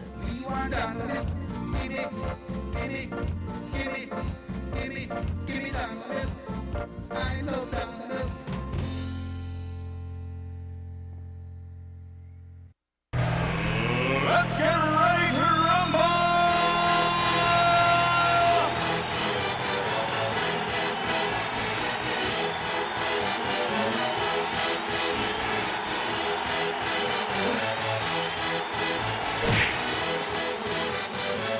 Y'all ready for this?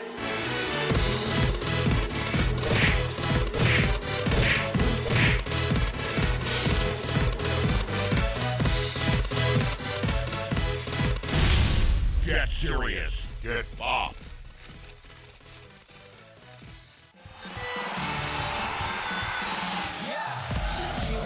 Belize, are you ready? Sports fans, are you ready?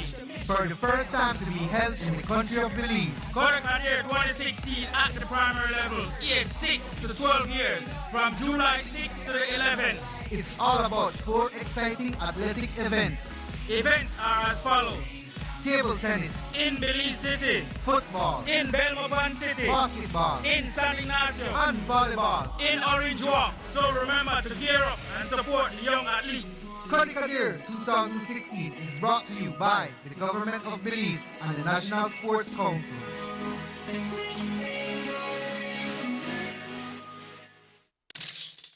Bossa. They see you and know you're an event. Always a star. Yes, you live in color to the limit. Large and in charge. Yes, that's why you rock with Busta. Refreshing range of colorful flavors. Always a star, never the audience. You run things ever run you. Yes, you are the life of it, not just a part of it. Your life is never black and white. Live in full color. Busta. Can you imagine a better home phone service?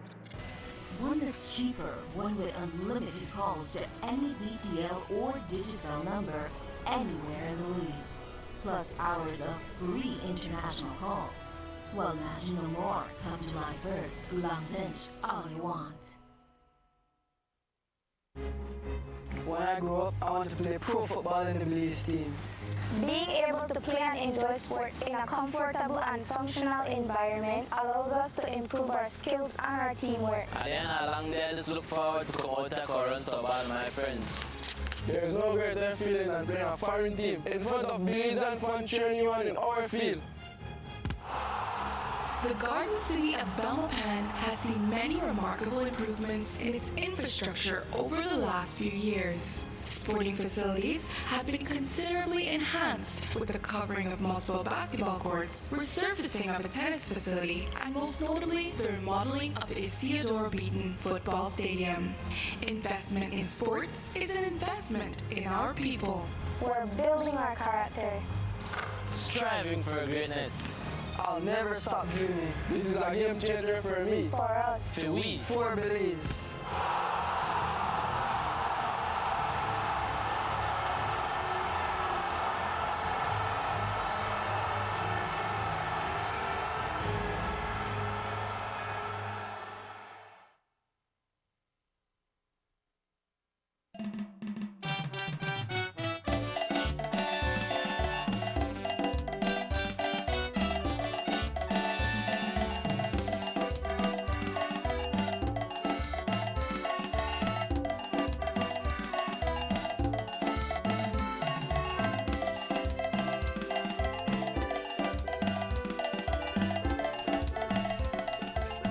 Y bienvenidos de vuelta al Sugar City Morning Show. Buenos días, compañeros.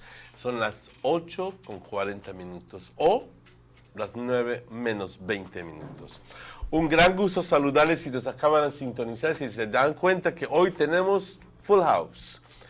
Todavía aún nos faltan aún más invitados para traer aquí al show, pero ese segmento se lo estamos dedicando a las personas victoriosas en la última ronda de elecciones que se llevaron a cabo en este distrito, y en particular estamos hablando de la aldea de San Pablo, donde tuve el honor y el gusto de estar compartiendo con estas bellas personas.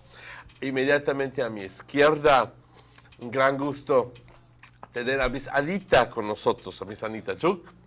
Luego al señor Eduardo Arcurio, y luego por último al final de la mesa a la señorita Pamela Marín. Ante todo, buenos días, compañeros, y bienvenidos al show. Y por segundo, quiero felicitarles, decirles, ¿sabes? Yo estuve ahí, yo vi los esfuerzos que ustedes pusieron, yo vi, como escasamente veo en otras aldeas, una cantidad de ¿cómo puedo decir? Pero hubo una gran cantidad de gente que salió a votar. Pero para que esa gente salga a votar, ustedes tuvieron que estar, como dirías, tarugos ahí tratando de sacar a la gente. Así que el trabajo no paró. No fue fácil. No paró. El trabajo estuvo ahí. Hasta que cerró las urnas. Y esto habla bien por la persona. Miss Anita, ahora que ya desafortunadamente pues no ganamos la mayoría, pero obviamente ustedes aún así siempre tienen planes. Siempre somos ganadores. Y primeramente, muy buenos días a todos, y venimos a darle las gracias por su voto de confianza que nos dieron, y gracias a todos los que estuvieron allá ayudando en todo, especialmente a las cocineras que cocinaron, a los que estuvieron ayudando de sacar a la gente, a los que, el maestro Carlos de Douglas, Efraín Nicholson. Efraín estuvo ahí. Y Mr. Martínez allá estuvo, Dillon. Y la maestra Anita Mesh estuvo también ayudándonos bastante, nos dio su soporte, su ayuda, su apoyo. Y a todos los que estuvieron allá, muchas gracias por todo, y les prometemos continuar con el proyecto siempre que tenemos.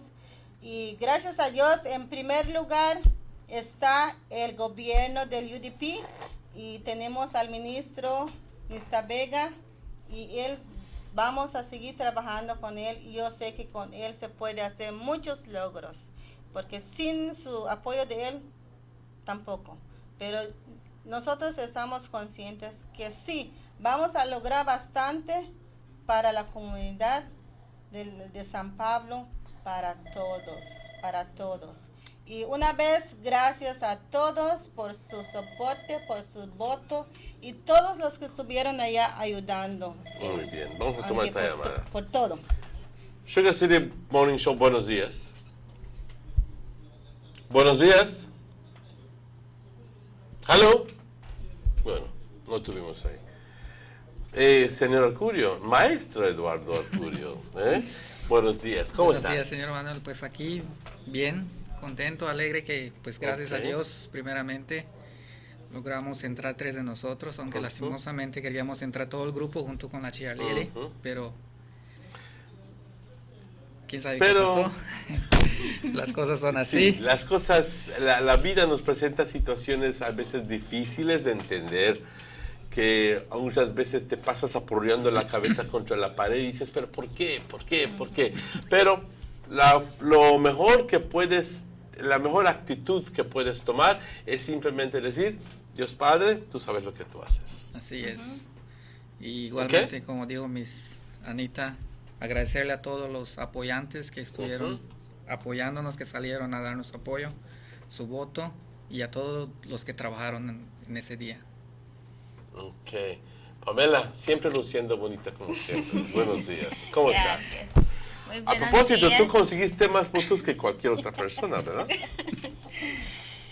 Pues yo le doy gracias a todos los que nos apoyaron, incluso a mí. Tuvieron esa confianza en votar para mí y por supuesto yo conseguí votos entre todos, lo más alto.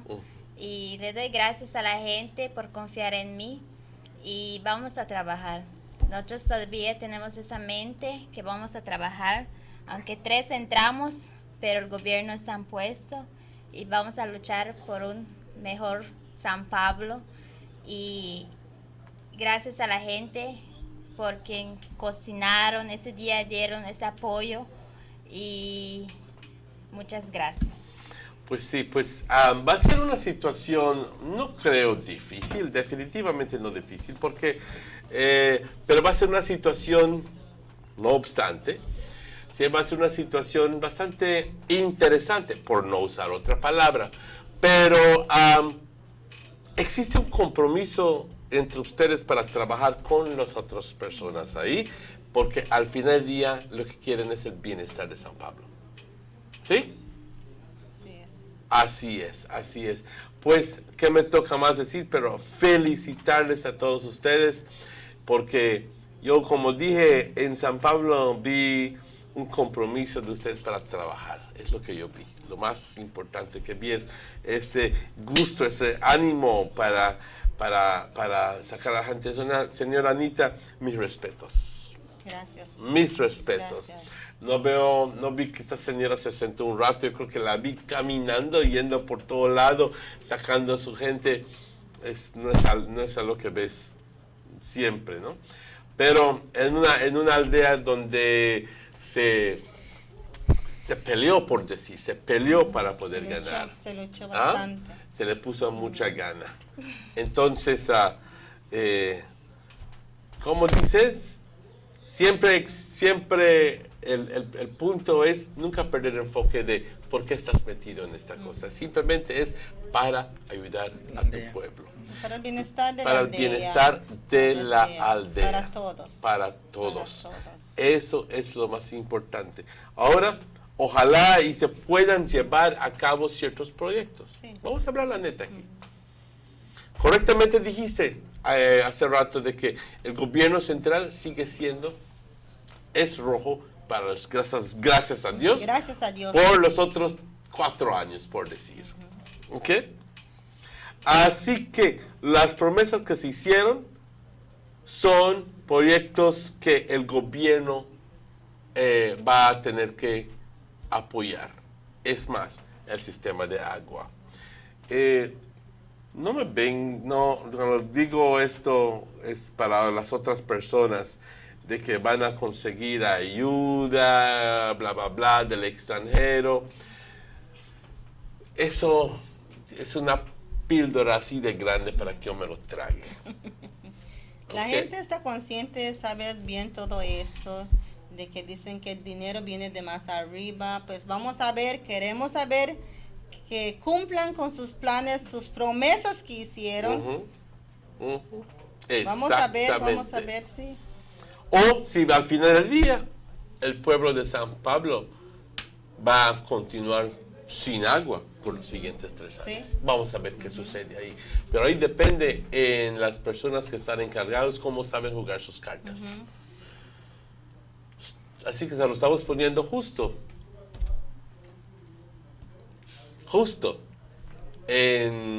bajo su responsabilidad.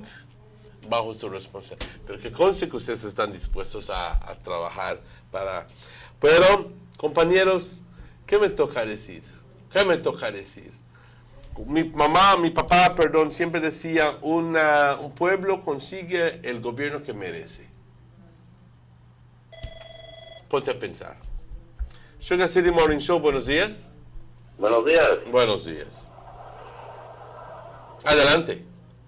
¿Qué va a pasar con esas personas que votaron? Que son de otra aldea, ¿qué va a pasar? Sabes que eso es un tema que estábamos platicando hace un par de días, en realidad desde el mismo día domingo, porque una de las cosas que nos impactó es ver la cantidad de gente de otras aldeas que votaron. Y te puedo adelantar de que se está haciendo, con la información de que se está haciendo un análisis de todo esto. Y se está viendo caso por caso de las personas que votaron en San Pablo y que no viven en San Pablo, y también de las personas que votaron en San Pablo y que han votado en otros lugares también, ¿ok? Bueno, porque es una ofensa. Si no les dan una lección. Exacto. Sí, nunca van a aprender. Estoy de acuerdo contigo.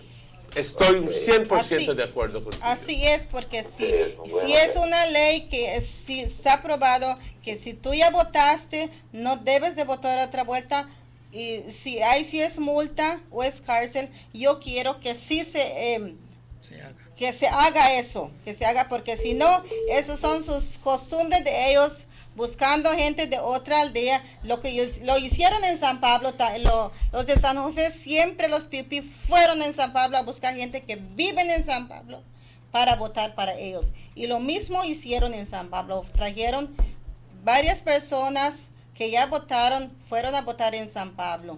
Y para mí no está correcto. Y otra cosa, si nosotros nos dieron su voto de confianza, no es voto comprado.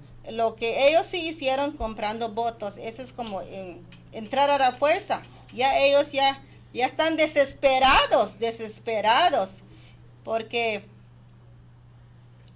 se molestan porque nosotros andamos en el vehículo del gobierno, y yo orgullosa me subo en el vehículo del gobierno porque es nuestro gobierno, y eso sí les dolió a ellos porque ellos no lo pudieron hacer. Pues qué bueno, mira, esta llamada nos ha aventado a hablar del tema más bien importante del día. Muy importante. Y sí, yo quisiera que esa ley se ejerza, porque no está correcto. Hay una multa de $500 para estas personas que votaron doble. Y tú sabes quién eres. Pues sí. Sugar City Morning Show, buenos días. Buenos días. Adelante. Buenos días. Soy Santos. ¿Qué tal, Santos? ¿Cómo estás? Quisiera felicitarles a ustedes ahí y decirles que nosotros balances que no estamos ahí, que no pudimos ganar, siempre vamos a trabajar con ustedes. Y adelante. Santos, tú nos perdiste, ganamos, el gobierno está en poder, en puesto. Siempre vamos a seguir trabajando los 7. Quieren hacer y el ministro quiere hacer en San Pablo no es para los slip 4 grados de PUB, sino para nosotros. Y sigan adelante y cuentan conmigo y con el resto del grupo. Pues gracias. Gracias. Voy a repetir, gracias Santos, voy a repetir lo que dije el lunes cuando estaba yo hablando acerca del resultado. No perdimos esa. No perdimos. Yo no me sentí perdedora. Somos siempre ganadores. No perdimos, porque si es que el otro lado lo ganó chuecamente, porque finalmente se puede comprobar de que hubo una gran cantidad de gente que fue a votar ahí que no debió de votar. Sugar City Morning Show, buenos días. Buenos días. Buenos días. Le quisiera dar un consejo a la señora de San Pablo. La señora no ahí, la de usted. Ajá. Yo soy partidario del Partido Unido Democrático UDP. Pero un consejo le daría a la señora, que al hacer campaña, nunca mencione el PUP. ¿Sabe por qué? Porque en vez de que usted haga campaña para el partido de nosotros, usted está haciendo campaña para el PUP. Así es que puede, trate menos de mencionar el PUP. Ese es un consejo bien grande que yo les quisiera dar a todos partidarios rojos, las personas que soportan el Partido Rojo. Jamás mencionar el PUP, porque en vez de que tú estés haciendo campaña para UDP, estás haciendo campaña para el PUP. Muchas gracias. Igual, ¿no? Gracias por esa observación. En realidad depende de qué es lo que dices y cómo te refieres a ello. Pero un punto bastante bueno por decir. Pero muchas veces, compañero, te llenas con tanta frustración y tanta ira tratando de explicar a un individuo la razón por qué deben de votar por un partido que está compuesto de gente buena, gente limpia, gente que al final del día está dispuesto de corazón a trabajar por ti. Y cuando haces la comparación con ciertas otras personas que por el amor de Dios nunca votarías por ellos. Así ¿Okay? es, porque a veces te dan donde que tú hables y tienes que defender tu partido. Así es. Pero un punto que muy bueno, y te doy las gracias. Pero vamos a hablar acerca de esos casos donde y vamos a hablar de esto, porque si voy a decir que ganamos, pues tengo que tener base por qué decir que ganamos. Se está haciendo un estudio de esta situación. Ya la página está casi a la mitad con nombres de personas que votaron y que no debieron de haber votado. Así que si votaste, pon Sugar City Morning Show, buenos días. Buenos días. ¿Qué tal? Martínez. ¿Qué tal? Buenos días a los 3 candidatos que ganaron. Muchas felicidades.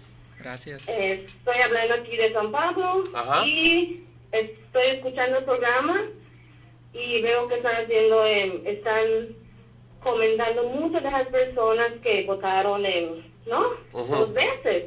También yo quisiera ver que esas personas también que votaron en UDP, como yo que miré, Cindy Yamás, que votó en San José, y luego voy a votar en San Pablo, a Neri Itzá, en San Juan, igual varios en UDP votaron ahí, y luego vinieron a votar en San Pablo. Y en vez de estar discutiendo, criticando, ¿por qué no discuten su plan de trabajo? Que quieren trabajar para la aldea, como ustedes dicen. Eso es lo que deben de hacer. Y ya acabó esto, ya empiecen a trabajar, no a estar siguiendo, discutiendo y malponiendo más. Que lo único cuando campañaban, solo podían hablar del PUP, que PUP. ¿Ya terminó, señor? Ok. Déjeme decirle algo a usted. Al final del día, uno tiene que hablar acerca de los temas que son importantes. Ahora, si usted tuvo la audacia de llamar nombres, usted ojalá tenga prueba de que esas personas votaron en ambos lugares. Ojalá y usted tenga prueba. Nosotros estamos tomando el tiempo para establecer prueba antes de estar poniendo nombres de las personas. Ahora, si usted me puede comprobar eso, cualquier día venga aquí y me lo compruebe. Sugar City Morning Show, buenos días. Esa señora que llamó está muy mal. Y a su Big PUP, que el PUP lo mantiene, por eso está hablando. Bueno, ahí está. Pues ya, gracias por ponerlo en perspectiva, ¿eh? Y hablando... No compramos votos, que le quede claro, ella vendió su voto por $20, ahora que tire sus $20, dígase. Y nosotros ganamos. Claro que sí. Nos pusimos allá, no compraron ni un voto, alegres porque ganamos. Claro que sí. Y otro punto que votaron 2 veces, hay que multarlos para que aprendan, o si no, lo van a querer hacer al mismo tiempo. Gracias. Y el líder del PUP, John Briceño, debe de tener vergüenza porque viene acá a hacer bulla y es un líder, no puede manejar ni su mismo gobierno. Perfecto. Y ese consejo que dijo que pongan a trabajar hablar de los proyectos, esta señora yo le voy a decirle que dígaselo a su chairman y dígaselo a sus otras 3 personas que trabajen para San Pablo. ¿Ok? Esas son las personas a quien usted debe de dirigir ese comentario, no a estas personas. Sí, y otro punto, hay personas que están registrados en San Pablo, pero viven en otra aldea tienen derecho a depositar sus votos. Ahora, si no están registrados en San Pablo, tampoco no deben. Pero si su nombre está en San Pablo, tienen el derecho de votar. Claro que sí. Sugar City Morning Show, buenos días. Buenos días, Emanuel. Para esa bocona que habló, que mencionó que Cindy, Yamá y Neri votaron en San Pablo, es pura mentira. Ándale, gracias. No quiera hablar, que hable cosas que sean verdaderas, no mentira como el PUP. Porque es todo lo que ellos saben hacer, dar mentiras. Gracias. Por eso le pedí que cuide, porque por estar llamando, poniendo nombres, tú tienes que tener evidencia. Y señora, les digo algo. Nosotros no hemos hablado de ninguna persona aquí en el show acerca nombrando personas, ¿ok? Estamos, es pues un problema eso, ¿ok? Sugar City Morning Show, buenos días. Hello, buenos días. Buenos días, don Manuel. ¿Qué tal?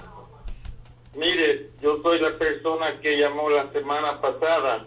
Sí, señor. Cuando los mismas 3 personas que están ahorita sentadas allí. Ajá. Yo los quiero felicitar. Está bien. Recuérdenlo bien, cuando yo les dije que aquí en mi pueblo los piupíes son bien agresivos. Y mire, lo mismo sucedió ahí. Los piupíes son bien agresivos en todo sentido. Igual como esa señora que llamó de San Juan, es una lambiscona del piupí, por eso es que llamó. Y sabe, ahí comprueba que son bien agresivos, porque si no hubiera llamado en tu programa. Miren, siga adelante el UDP, porque aquí en mi pueblo, recuerden que yo les mencioné que hay un muchacho que está viviendo aquí por 4 años y el PUP lo paró, no lo dejó votar, inclusive a su esposa que... Bueno, ahí perdimos la llamada, disculpa. Pero, ya, ok. Pero, ¿qué más me toca decir? Felicitarles de nuevo. Yo creo que al final del día, como usted correctamente dijo, Anita, como señora, el maestro Arcurio, Eduardo, y como Pamela dijo, ganamos. Ganamos. Que se sienta de corazón que ganamos. Y otra cosa, a nosotros, el PUP, yo creo que todos conocen al PUP y sabemos cómo el PUP trabaja, sabemos cómo el PUP funciona, y es que del PUP se puede esperar de todo. Uh-huh. Es como yo digo, es un partido bien corrupto y... Puedes esperar cualquier cosa de él. Pero así es, ellos así trabajan y para mentir son muy buenos. Y si se quieren dejar engañar por el PUP, es una lástima porque el UDP es un partido demócrata. Y los UDP son más pacíficos. En cambio, me di cuenta yo de un líder allá que sí se puso bien agresivo que algo. Y si el líder es así es, ¿qué esperas de sus seguidores? Es una lástima, de veras. Debió dar mejor ejemplo. Ejemplo, sí. Bueno, compañeros, estamos aquí hablando acerca de la victoria que se tuvo. En realidad, puedo decir que la victoria. Quiero darle gracias a todos. Bueno, aquí teniendo una notita del señor Laurentino, quiero darle las gracias a todos los votantes y apoyantes, y también a todas las que cocinaron. Bueno, la comida estuvo tan rico, pero Laurentino dando las gracias a todas las personas que apoyaron y a todas las personas que tuvieron algo que ver con lo que sucedió el domingo. Es un esfuerzo de partir, un esfuerzo comunal, que envolvió a muchas personas. Señores, yo les digo en alto, mantengan su cara en alto, caminen como ganadores que son. ¿Ok? Y que nadie les diga que trate de hacer de menos. Porque ustedes lucharon, ustedes ganaron y pueden salir convencidos de que si no hubiera sido por esas personas que no tienen escrúpulos, que los debemos de llevar a la corte y multarlos, una gran cantidad de personas, si no fuera por esas personas que votaron en San Pablo, se hubiera ganado esta cosa Sí, fácilmente. porque perdimos, pero no por tanto. Ajá. Santos perdió por 2 votos. Cristino por 1 voto. Ahí ve la diferencia. Ujú. Ahí ve la diferencia. Sí, exactamente. Pues vamos Y a ver. Carmita tampoco, solo por 19 votos más o menos. Ujú. No es una diferencia o de 50 o 100. Es tan cierto, tan cierto. Sugar City Morning Show, buenos días. Oiga, y el primer día que salva cosas de basura acá y no lo vienen a botar acá en Cuello Street. ¿Ah, sí? Sí, tiene un mes que no En vienen a Cuello botar Street, la ahí basura. por Pasadita, el área de Pasadita, estamos Sí, hablando. el área de Pasadita. Un mes tiene la No lo basura. vienen a botar, no. Un mes casi Ya tiene la está. basura. Pues aquí estamos llamándole, haciendo un llamado al Town Council. ¿Qué pasó con la basura Cuello Street? No sé qué pasó, todo está cargado, todos los tambos están llenos, ¿no? Pues gracias por llamar, Mande. Gracias por llamar para que yo entonces pueda hablar de ello. Bueno, thank you. Claro que sí. Welcome. Ajá. Situación que en la área de Pasadita, Quail Street, no se ha colectado basura por semanas, según la señora. Y que está apestando la basura. Así que, si nos escuchas, quizás se te olvidó, ve y lo recoges, por favor. Dándole las gracias de nuevo por su participación aquí en el Sugar City Morning Show. Muchas gracias, Miss Anita, Eduardo, Pamela. Gracias por su participación aquí. Y recordándoles de que ustedes son ganadores.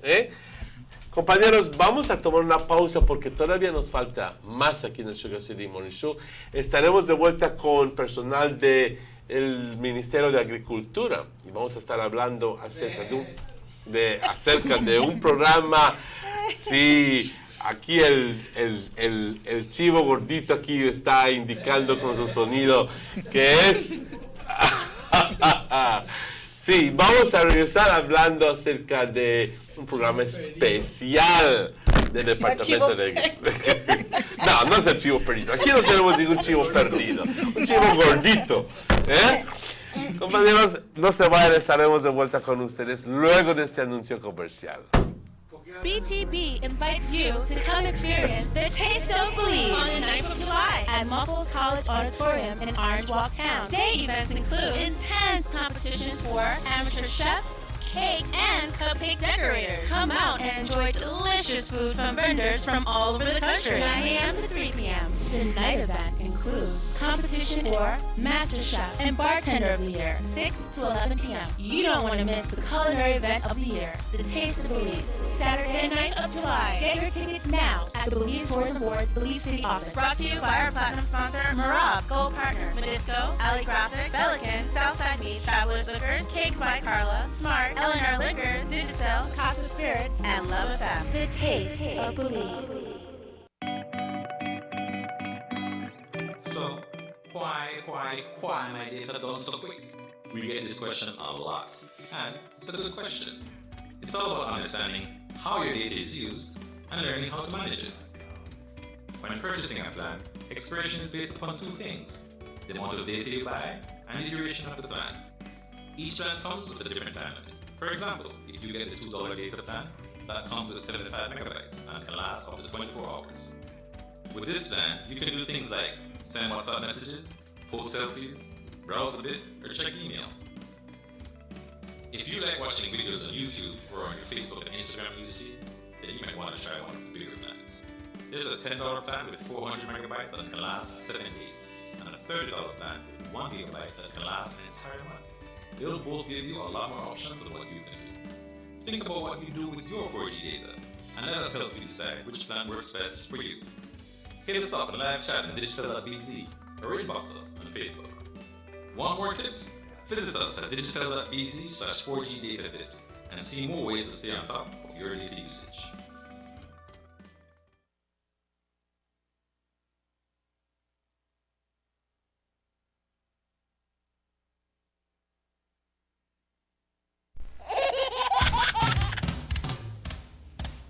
You know your baby is happy when wearing Bebe and Pampers. Bebe and Pampers in all sizes. Bebe and Pampers make your baby happy. Available at German Vega and Sons. Dano, drink it every day. Dano milk powder is the best they say. Schools are now closed for the summer holidays, so secure big money just in time for when school reopens in September. It's the big Dano Instant Milk Powder Back to School raffle. You will get big money for back to school in September. Win the money from Dano Milk. Lots of big money. Don't wait any longer. Get your free money now with the Dano raffle. Easy money for back to school in September 2016. Win $250, $500, and $1,000. Don't be left out. Buy your Dano Full Cream Instant Milk Powder at your favorite supermarket all over Belize and get your free tickets to be a part of this big back to school raffle. The drawing to win money with Dano Milk will be live on BBN TV September 4th. Remember, buy Dano Milk and get raffle tickets to win back to school money. Dano is distributed by St. Anthony Trading Company Limited. Telephone 224-4514. We want Dano milk. Give me Dano milk. I love Dano milk.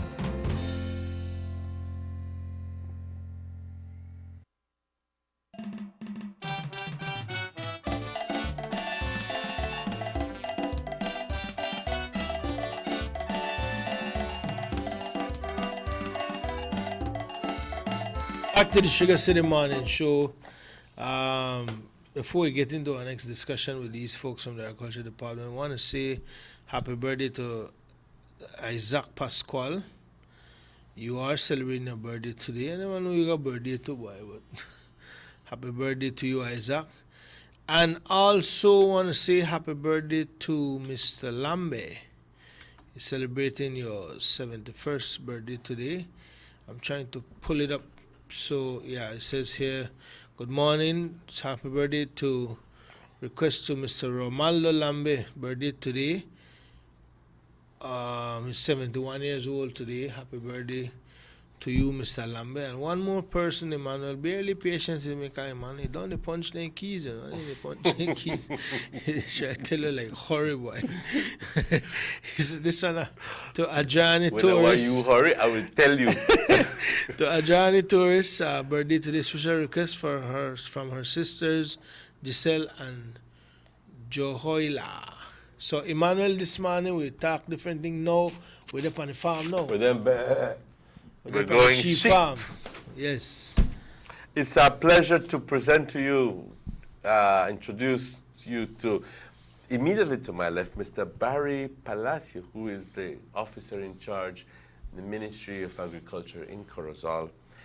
Good morning and welcome to the Sugar City Morning Show. And then the second person to my left, Mr. Franklin Padron, who is an extension officer working with the promotion of sheep, sheep raising, the raising of sheep as a diversification. That's correct. Okay. Big sheep farming as a diversification. Good morning and welcome to the show. Bienvenidos al show. Estamos hablando aquí de la crianza de borregos como una forma de ganar dinero, de lograr dinero y también de, no solo ganar, pero sino también de hacer un poco de dinero. La última vez que estuvo el ministro aquí, nos habló abiertamente y nos dijo, ¿sabes qué, Manuel? Está muy bueno que se meta la gente en la producción de esto y del otro, pero pongan el ojo a borregos, porque eso representa algo muy importante para el futuro. Pero aquí tenemos a los señores correctos que nos hablen acerca de borregos. Borregos. Borregos. Not that cheap? Yes. Completely different thing, but anyway. Morning and welcome. We heard Emmanuel say something about diversification. What's the whole idea behind this sheep farming project? Pleasant good morning once again. The main purpose of the trust in promoting sheep production is that it provides an alternative to sugarcane production. We all know the struggles that the sugarcane industry is going in, and therefore is a responsible government. Efforts are being made to provide options to farmers so that they can sustain their livelihoods. So you're telling us that your diversification project is targeting specifically cane farmers who would like to try something else, or it's open to farmers on a whole, in that not everybody will want to go into sheep farming. But this outreach is part of a project being funded by the European Union, the Food and Agriculture Organization, and the government of Belize. And for the northern districts, meaning Corozal and Orange Rock, we are looking at, besides sheep production, we're looking at honey, the production of honey, and the production of onions as viable alternative livelihoods to fill in the gap that the struggles of the sugarcane farmers are currently going through. And you mentioned honey. I can recall growing up in Orange Rock as a younger person, kind of still young, but at a younger age, honey used to be a big thing in Orange Rock. They used to have the honeybee production. The rate that a building where SP, that used to be the Belize Honey Producers that Federation of Copper. big movement, man. That large.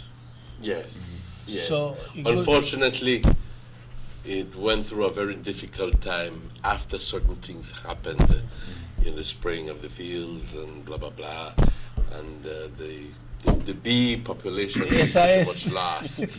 But that's a different story. That's a different story. But we're talking here about sheep. Trying to a lot of people are like me right now, who are wondering, what can we go into for the future? You have a tract of land. Maybe in my case, you have a big piece of land, and you're wondering, the boy said, what can you do? First of all, you need to go clear the land and so forth. But after I clear it, what do I do? So we're going to be presented with information that will help to convince, like you correctly said, those people who are kind of like weighing things and presenting to you facts that hopefully will convince you that sheep raising is a good alternative. You're telling us about diversification, but why would you encourage somebody to go into it? Okay. First of all, there is a market. When I say market, I mean a local market demand for sheep meat. A study was conducted about 4 or 5 months ago, in which it was determined that given the current level of production, farmers can double their output and still not satisfy the local demand. What? So we know that the market exists, and principally the market is in and around the Belize district, Belize City area. But as we continue to promote production and continue to encourage people to eat sheep meat, because then it is a healthy meat, right? Then imagine the rest of the country coming on board, consuming more sheep meat. It provides a ready market for our farmers. You go to the parks and to different, Saturday midday really, and you get barbecued chicken, you get barbecued pork. But to me, nothing nicer than barbecue goat, than barbecue sheep. And we would love for it to be readily available. Thank you. That's exactly my point. Yeah. That's exactly my point. If people begin to incorporate that into the menu and say, tell you what, today we got barbecue sheep, I'd be the first to buy.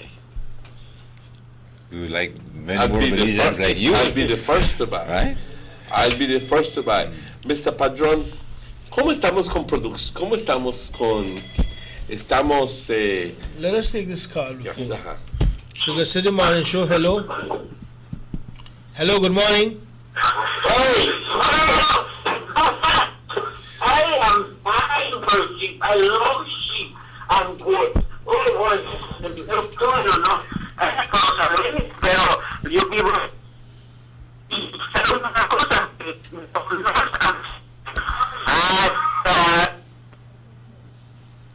Perdimos esa We llamada. have the problem with the phone line. Is the program being well received? Ya, últimamente estamos hablando sobre los borregos y gracias a este proyecto que está acá, mucha gente tiene la idea, tiene el conocimiento, pero muy poco. Pero a través de este proyecto tenemos agricultores o borregueros aquí en Orinjoac y en Corozal conjuntamente están metidos en esto. Son 20 de Orinjoac y 20 de Corozal. Wow.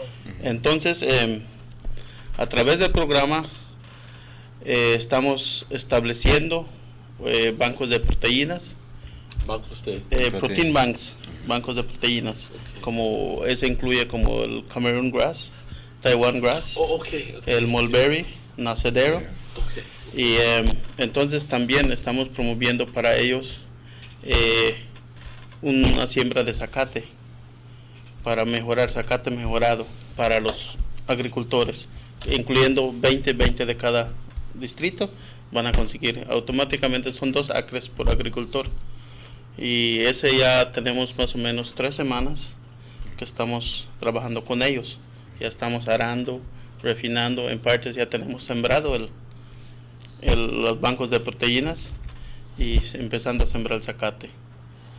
Entonces estos agricultores y vamos a tener un programa también con ellos de entrenamientos en cada finca de ellos. Entonces siempre, aun que hay otros borregueros que no están adentro, siempre pueden venir a los entrenamientos. Se sabe que un borrego come y nunca deja de comer. Sí, pero siempre el borrego, si se da cuenta, es casi como el ganado. Podemos decir 4 estómagos. Él come, de ahí va y se echa en la sombra. Especialmente el borrego es temprano en la mañana o en la tarde. Por la tarde. Cuando el sol está muy caliente, él no va a salir. Ya no va a salir. Él no va a salir a comer, él va a masticar su comida que ya tiene. Y entonces, pero en los borregos, en este programa estamos viendo para mejorar la raza, tener mejor raza como el Dorper, el Black Belly, el Barbados Black Belly, Pelibuey, tenemos el Catadín. Y mejorar, what are some of the traits that you're looking for? Estamos viendo, si hablamos de resistencia, el borrego, el Barbados Black Belly, es más resistente a nuestro clima y todo lo alrededor. Entonces, cuando hablamos como de un Dorper, ya es un animal más, no puedo decir prolífico, porque prolíficos son los más Black Belly. Esos te dan de 2 hasta 4 crías en un parto. Entonces, el Dorper mayormente, el puro solo da 1. Entonces, lo que hacemos, el Dorper es un animal de peso. Si comparamos un Black Belly con un Dorper, el Dorper lo lleva así que uno tiene una ventaja, el otro tiene la otra ventaja. Entonces estamos buscando esos cruces para tener el peso y tener las crías y resistencia a cualquier enfermedades. Eso es lo que estamos buscando. Entonces por eso estamos trayendo, el proyecto va a traer Black Bellies puro, va a traer Dorper, Catadines, puros machos para cruzar. En términos de, por decir, sabor, por la cantidad de grasa que tengan, ¿cómo se llama? O por la cantidad de carne que tengan, ¿hay alguna variedad que...? Sí, el Black Belly siempre ha tenido un buen sabor, una buena textura. Entonces, en eso lo que buscamos, cuando cruzamos esos, como el Dorper con el Black Belly, estamos viendo no solo la textura, sino viendo que el borreguero va a ser una mejor ganancia, porque si lo vende por carne va a pesar más, y si lo tiene para pie de cría ya va a dar 2 crías, porque solo el Dorper, la hembra solo mayormente es 1 que da. Y si estás hablando de pie de cría, estás hablando de que quizás eventualmente crear una cantidad grande, tener una cantidad grande de borregos para eventualmente quizás un día empezar la exportación. ¿Tenemos ya un mercado para eso? A eso camino estamos yendo, a eso estamos buscando. Entonces acá en Yo Creek, en la estación de agricultura, vamos a tener esos borregos, vamos a seleccionar todos los que es pie de cría. Entonces los agricultores van a tener acceso a conseguir borregos más baratos, buena raza, de lo que ellos pidan, el tipo que ellos quieran. ¿Se logra conseguir buen precio para esto? Sí. Actualmente ahorita si se vende el borrego al mercado local, está de $2.50 hasta $3 la libra, vivo. Vivo. On the hoof. Dependiendo cómo se ve físicamente el animal. Si es bien gordito, bien bonito, pagan hasta más de $3. Ya cuando está más o menos es $2.50. Pero es un buen precio, es un precio más o menos fijo. Pero entonces, ya al tener estos mercados con mejor calidad de animales y todo para el mercado, el precio lo vamos a mantener. Y en eso estamos buscando esa línea para poder exportar, igual como se está haciendo el ganado. Exactamente. Todo eso está en un futuro, así que tenemos que empezar de acá abajo para tener lo que queremos mañana ya. The big task here, from what I'm gathering, we can sit here and we learn that there isn't enough demand for the meat in the local market. Demand or supply? Production. Supply. So, yeah, for that. But the big task here is to convince people to go down this road, right? That is correct. Hopefully. What are one of the lines you would use to somebody? I mean, you know this person, they struggle. Let's paint that scenario. Emmanuel got a couple acres of land, struggle with the cane, they work for him. How would you sell this idea to him? First of all, I would say to that person, look, for that ton of sugar cane, what returns are you making? If we take that same ton of sugar cane and we feed it to sheep, how many pounds of meat would you gain? And when you compare the two, by far, feeding sheep with the same cane gives you a better return to every dollar. Right? So that is number one. Two. Wow. Two. You knocked me out with that one. your management is like really and truly it is something I wouldn't say minimal, but one person could attend to 10 animals as well as one person could attend to 40, 50, 60, 100 animals. So that your labor input is diversified and your cost is more or less minimal. In sheep production, the more the farmer does by him or herself, it is reported as savings. That's money that you save. That you kept right? in your pocket. And then in terms of temperament, sheep is quite a docile animal. It is easy for you to handle. Even your kids could. In fact, the kids enjoy dealing with especially the lambs, the young animals, right? So, as a family, you can become involved in sheep production. And then, if we look at it from another point of view, I see people paying for bush hogging and for the cleaning. Yeah. You could take that same money that you pay, invest it in sheep, and your return will be even more. How are the sheep? What is the consumption of the amount of grass per acre or something like that? We could do it in terms of amount of animals per acre, which would be something like 25, yeah, on average, and probably if you have good pastures, like improved pastures and subdivision in 1 acre, you could have even 30. Because if you divide it in 1/4, that's all will be 4 pieces. So this week I have the animal in this section. By the end of month I will have it to the last. So when I come back here, there's grass already. Compare that to how the cow eat. Yeah, the cow is approximately 1 acre per animal. Yeah. 1 acre. Yeah. But it's a bigger animal, right? Yeah, it's a bigger animal. Yes. So, but still, in terms of now, he spoke of being prolific. In cattle, you need something like 18 months to reach somewhere with 1,000, 1,500 pounds, right? and then we're looking at the returns after 2-3 years in terms of that initial animal having young one. Right. In the case of sheep, and he mentioned the Barbados black belly, in let's just say 7-9 months to a year before you get return, right? But thereafter you'll be having 2 birthings per year, and to each time this parent, this mother, gives birth to 2, you're talking more than 100% increase. So that you're able to sell after the young ones, keep your breeding stock, and still have money in your pocket. That's better than going to the bank.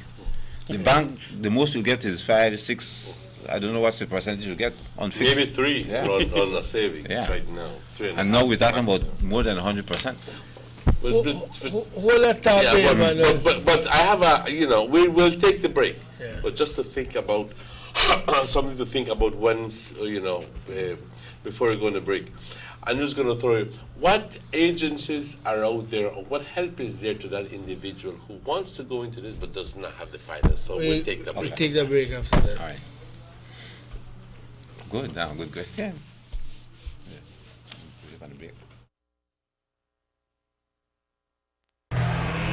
Let's get ready to rumble!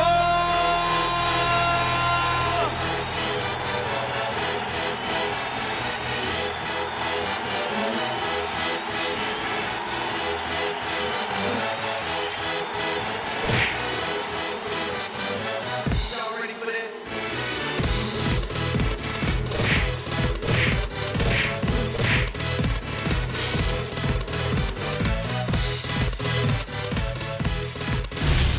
Get serious. Get pop.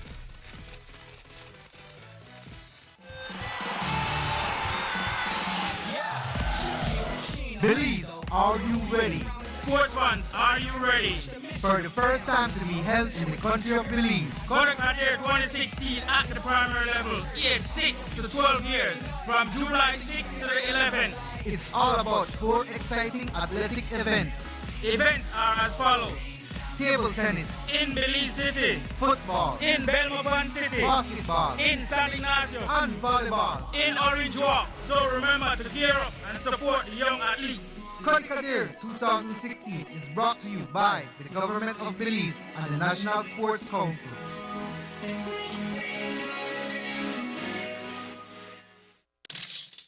Bossa.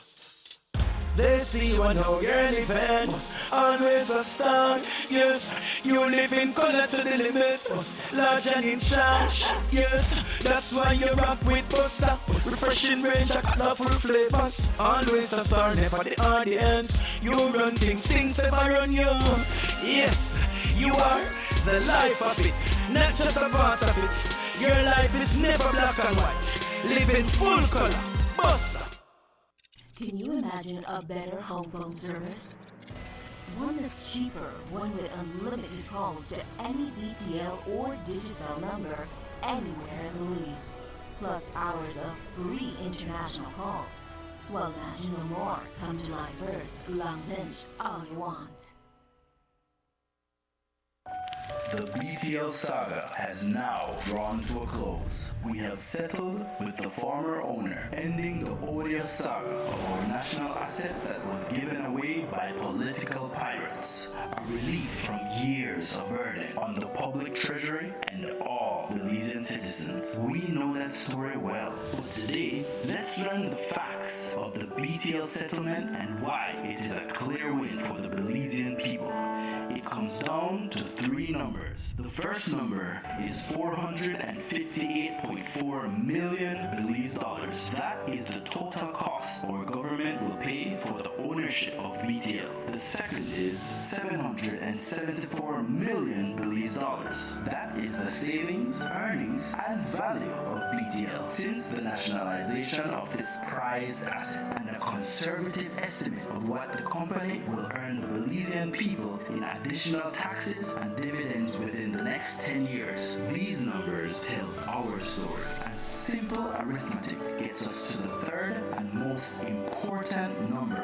When we subtract what we spent for BTL from our gains, we end up with $315.6 million profit to the Belizean people. So let's focus on the value of BTL as our national asset and what owning Belize Telemedia Limited means for us as a country.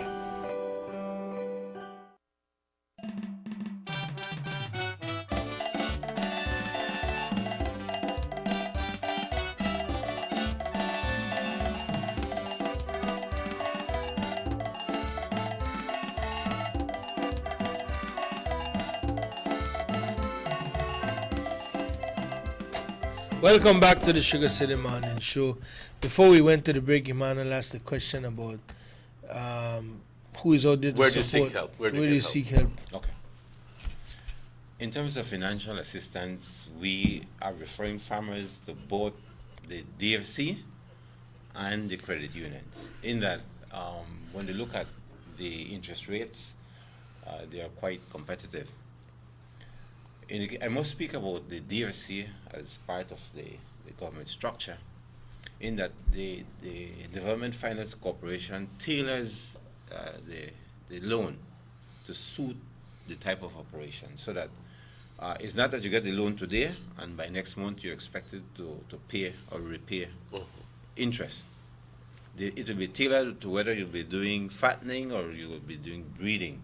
So reaching the critical point, that is when you'll be expected to start payment. So that there is a grace period. It gives you time to start to operate, and then out of the business itself, you're able to sustain your monthly or your repayment commitment. Yes.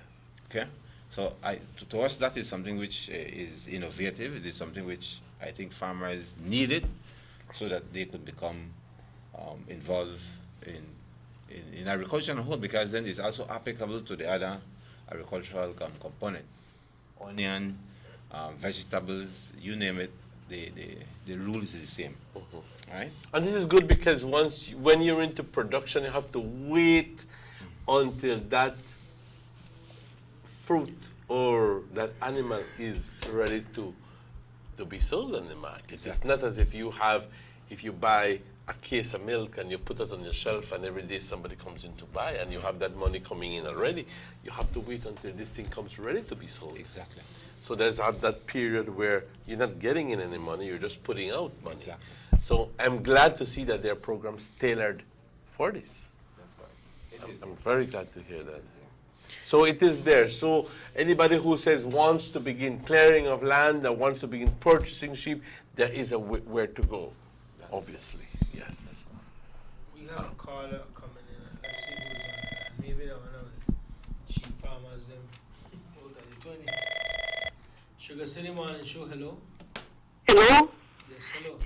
Yo solo quería preguntar a quién tienen que ver para ver eso del programa del Rodrigo. De los carneros. Buenos días, señora. Para ver la producción de borregos, usted debe contactar a su extensionista o la oficina de agricultura, bien sea, si es de aquí de Orinchuac, en la oficina que está en Yo Creek, y si usted es de Corozal, pues en la oficina de agricultura en Corozal. El número en Corozal es 402-2297. El de Orinchuac, el compañero. Es 323. 323. 343. Perdón, ¿Para quién tienen que preguntar? En Orinchuac va a preguntar por Franklin Padrón. Ok. Sí, es de Orinchuac. En Corozal es con Emilio Pérez. Gracias. Ok. Esperamos su llamada, señora, o su visita. What should we look for? Let's quickly look on the downside of this. Is there a downside to this, getting into this venture? For example, we don't know that the cows then could catch brucellosis and this kind of horses. What can we look for in getting into the sheep business? The same is applicable to sheep, being that tuberculosis and brucellosis is also possible that they can contract these kind of diseases, even though it is a rare scenario. Okay. But like everything else, that possibility always exists. And that's the reason why we are taking this project and we're using it as a training model so that farmers are able to do all the right practices so that they don't fall into that problem. Okay. It's being avoided. We are preempting that, hey, if you do this, then you should have a healthy herd and there should be no problem. To me, the biggest problem is one of predator larceny. People will come and actually steal your animal. That's where I'm going to. So that is something which I think is a risk for sheep. The other problem would be dogs. Dogs would definitely affect. Yeah, because we not got wolves, I believe. No, but dogs, stray dogs would touch your sheep, kill your sheep. Especially they no small, agree. yeah. Dog and sheep no agree, no. No. Can you, unless you train them, no? Mr. Franklin, can you give us you were mentioning a number, but you didn't finish. 343. 2019. 2019. But on that 343 2019. Actually, what is happening? We, I think by end of this month or next month, they will set all the telephones. That is just a set phone in the Creek station. Okay, good. Yeah. Okay. But for the moment, that's a number that you I can could call. give my cell phone number Okay. if they want, so Yes. anything they could call me direct. Ok. Pues compañeros, estamos hablando aquí acerca de tratar de ver, a convencer bueno, ¿quién más? A la gente que quiera interesarse, que pueda interesarse en la producción de borregos aquí en el norte del país. De lo que estamos escuchando, la demanda existe, el precio es bueno y el futuro se ve bastante animador. Entonces, si es que te interesa crecer borregos, contáctate con el Ministerio de Agricultura. Y aquí está el señor Franklin, aquí en Orange Walk, o con quien puedes contactarte, conseguir más información. Porque muchas veces, cuando las oportunidades nos tocan, simplemente por no hacer esa llamada y por no conseguir suficiente información, lo ponemos y se nos pasa de la mente. Luego entonces vemos que el vecino se metió en eso y te quedas con la boca abierta y dices, ¿y por qué yo no lo hice? The thing about the sheep meat now, I have a question. Okay. Mira la idea, old Creole, how you say small juta, big juta, are the same juta. All right. Sheep meat to me, but I just think if you understand, they have a difference. Let us take this call anyway. Okay. Sugar City Morning Show, hello. Oiga, solo quería decirles algo. Todo su programa de ustedes y todo. La única debilidad que tiene es en el agriculture, que los muchachos toman demasiado, andan tomando así con las maquinarias y todo. Y además llaman mal al ministro GAP. Y lo que ellos deben de hacer, ¿cómo se llama? Dejar de tomar si el jefe es encargado que ponga esa ley que nadie debe de andar tomando con las máquinas, por favor. Todo lo que les pido. Gracias. Well, that's now a different scenario where they talk about sheep. This might be tell me they está tomando los sheep andan borrachos, then a different story. Pero tiene un punto válido. Valid point there. Tiene un punto válido el señor. Yeah, I think. Tome el tiempo para llamar a la estación de quejarse acerca de eso. Que sí, but then again, to Emmanuel, sometimes some people just take the opportunity to make noise and blast who they know. Like, so we know I get into that, but if you tell me they anda con los borregos borrachos en la calle, we know what they talk about. But very important as a concerned citizen, if you go come up on anything evidential, strong evidence, and then lay your claim. You know, because I mean it is right to say that nobody will work in government should have wrong with no machinery to drink or anything. So, sheep meat no. Sheep meat. What are the difference between the lamb and the mutton. Okay.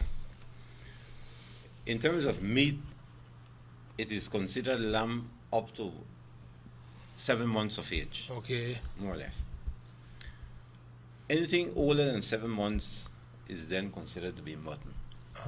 The difference in the meat is that one, the lamb has a softer texture. It is a juicier meat. It is tasty, right?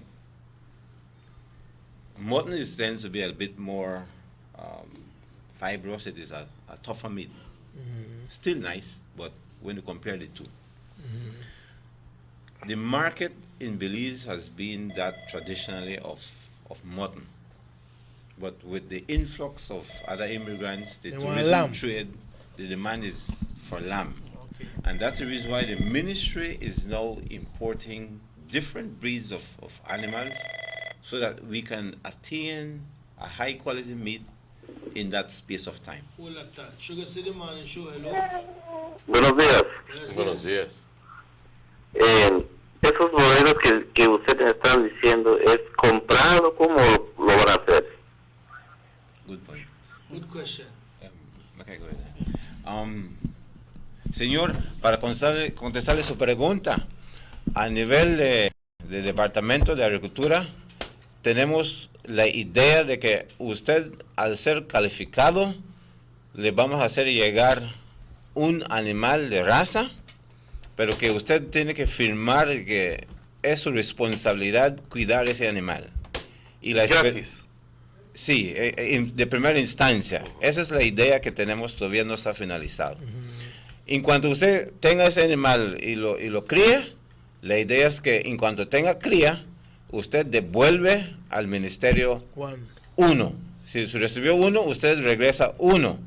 Y ese uno que consigamos, vamos con otro agricultor para hacer lo mismo. Así que la idea es maximizar la inversión y hacer participar más personas con la misma inversión. Así que la ayuda para el siguiente agricultor va a depender del éxito de que usted críe ese animal y lo hace reproducir. Okay, he gone already. I hope that answers his question. So there is a demand for lamb, which costs a little bit more than the mutton. Yes. In the market. That's correct. Veal. Veal is the same thing like mutton. Yes. Yes. Okay. Well, it's a younger. Ok, muy bien. Pues, compañeros, si nos acabas de sintonizar, estamos hablando acerca de este proyecto. Perdón, adelante, sí. I have one more point to make in that after all this investment is made, we do not want, like other projects, that funding is dried up, the initiative dies. So in the case of Corzal, what we're doing is we are organizing our farmers into a cooperative. And even though that word might have its connotations, we feel it is the way to go. Why? Because as a ministry, we are then committed in providing services to that organized group of farmers.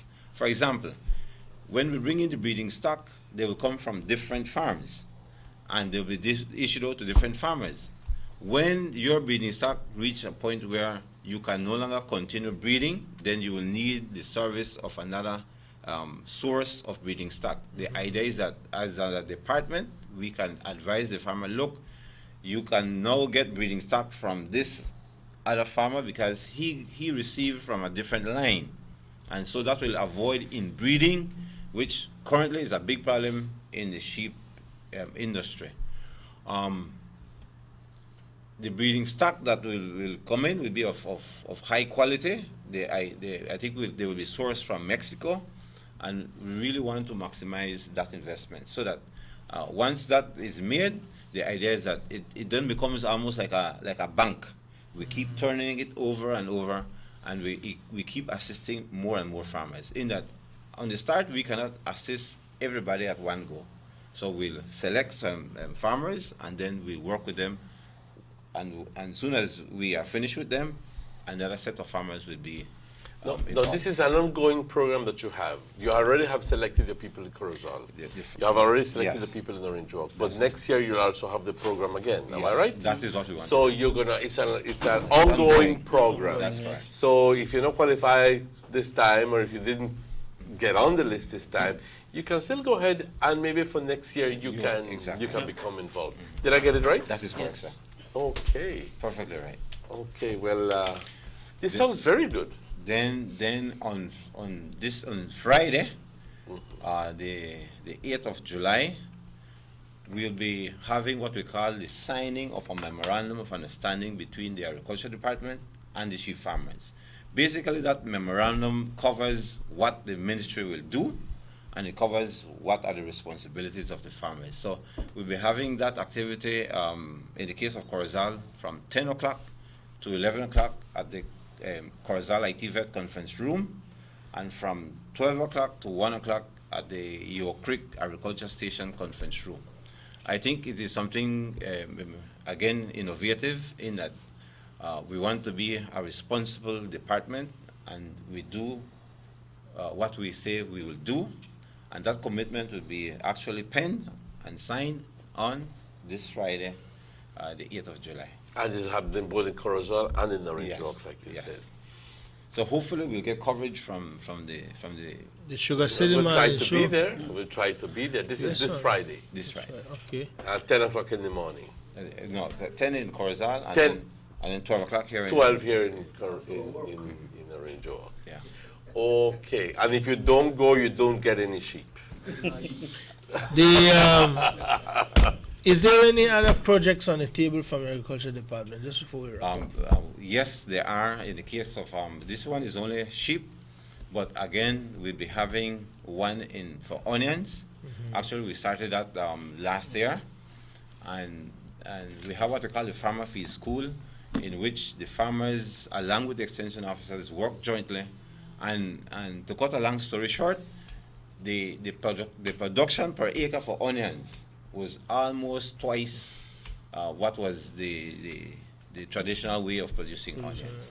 So we had that in Corozal and in Orange Walk, and the farmers were very receptive, and we will be repeating that cycle again in the case of onions. In the case of honey, we are about to start. The consultant came in about 2 weeks ago, and already we will start training in early August for the extension officers and for farmers. So that, again, through that initiative, we'll be targeting those three commodities: sheep, honey, and onion. Sugar City Morning Show, hello. Hello, good morning. Yes. Good morning. In reference to the training you guys are going to have on Friday, only the members can go, other people can go as well? It's only for the beneficiaries on Friday. But sir, if you're interested, just please get in touch with the Agriculture Department. And while we're only working with 3 for specific deliverables, the idea is that the information that we have, we are more than willing to share with you. Okay, sure. So I've been in contact with the Agriculture Department. Thank you so much for the information. You're welcome, sir. Well, guys, it's 7 minutes away from 10 o'clock. We gotta get out of here. We over a time limit. Somebody sent me a text from Pomona. They said the show good this morning because he gone long. Beyond its usual time. That's how we should have do it every morning. Oh. All right, so well, invite us some more. And yeah, back. All right. Are we growing? One last question I forgot. Are we growing potatoes here, look? Yeah. In the case of Orange Walk, yes. Yeah, locally, yes. That I hear that they're good potatoes. Yeah, that's Excellent. the Irish potato. That's the red You know, one. tried it? Yes. But I did not know that they were local potatoes. Yeah, they're local potatoes. Then Irish potato grown in Orange Walk. All right. Yes. Local Irish I think San potato. Carlos Local area. Irish. San Carlos area and San Lazaro village. And we also have this Irish. This is the white one, right? No, the white one is a different one. Is a different breed. This is the one that is the colored one. Whatever you call it, the red potato. The red potato, yeah, the Irish one. The one that somebody when he died the other day. With the dye, Yes, because they didn't want to be caught selling contraband white potatoes. Am I right? Well, Yes. gentlemen, before we wrap up, any final parting shots from you this morning? No, I just want to encourage all sheep farmers, whoever wants to be more interested, more information, could contact your Creek Agriculture Station here in Truck District. And the newly revised. yeah, the newly revised, and any other thing or suggestion they have, we are willingly to take them, talk with them, and try to understand any situation so that we could assist technically or whatever, or we could be. No, but that's why agriculture, your Creek Station. All the operations is in Your Creek Station, yeah. New building and everybody Yeah. in the back there. Well, I'm very pleased to have you here with us. Chief. Definitely. Yes, Chief? My final words is that when I say we, the agriculture department, we're working very hard to change perception. We want farmers to know that we are serious. We want to establish that family relationship, and in so doing, we are taking another approach. We are actually formalizing what we say, so that farmers know that we mean business. By so doing, I think we'll be able to revive what Has been lost. Yes, what has been lost in the area of extension. So we stand ready to serve our farmers. We'll try to do the best of our abilities in serving them. We are servants of the people. Without the farmers, then we should not exist. Quick question from somebody here. Is the honey project only for Orange Walk or Corozal? It is for both Corozal and Orange Walk. It is for the north. Good.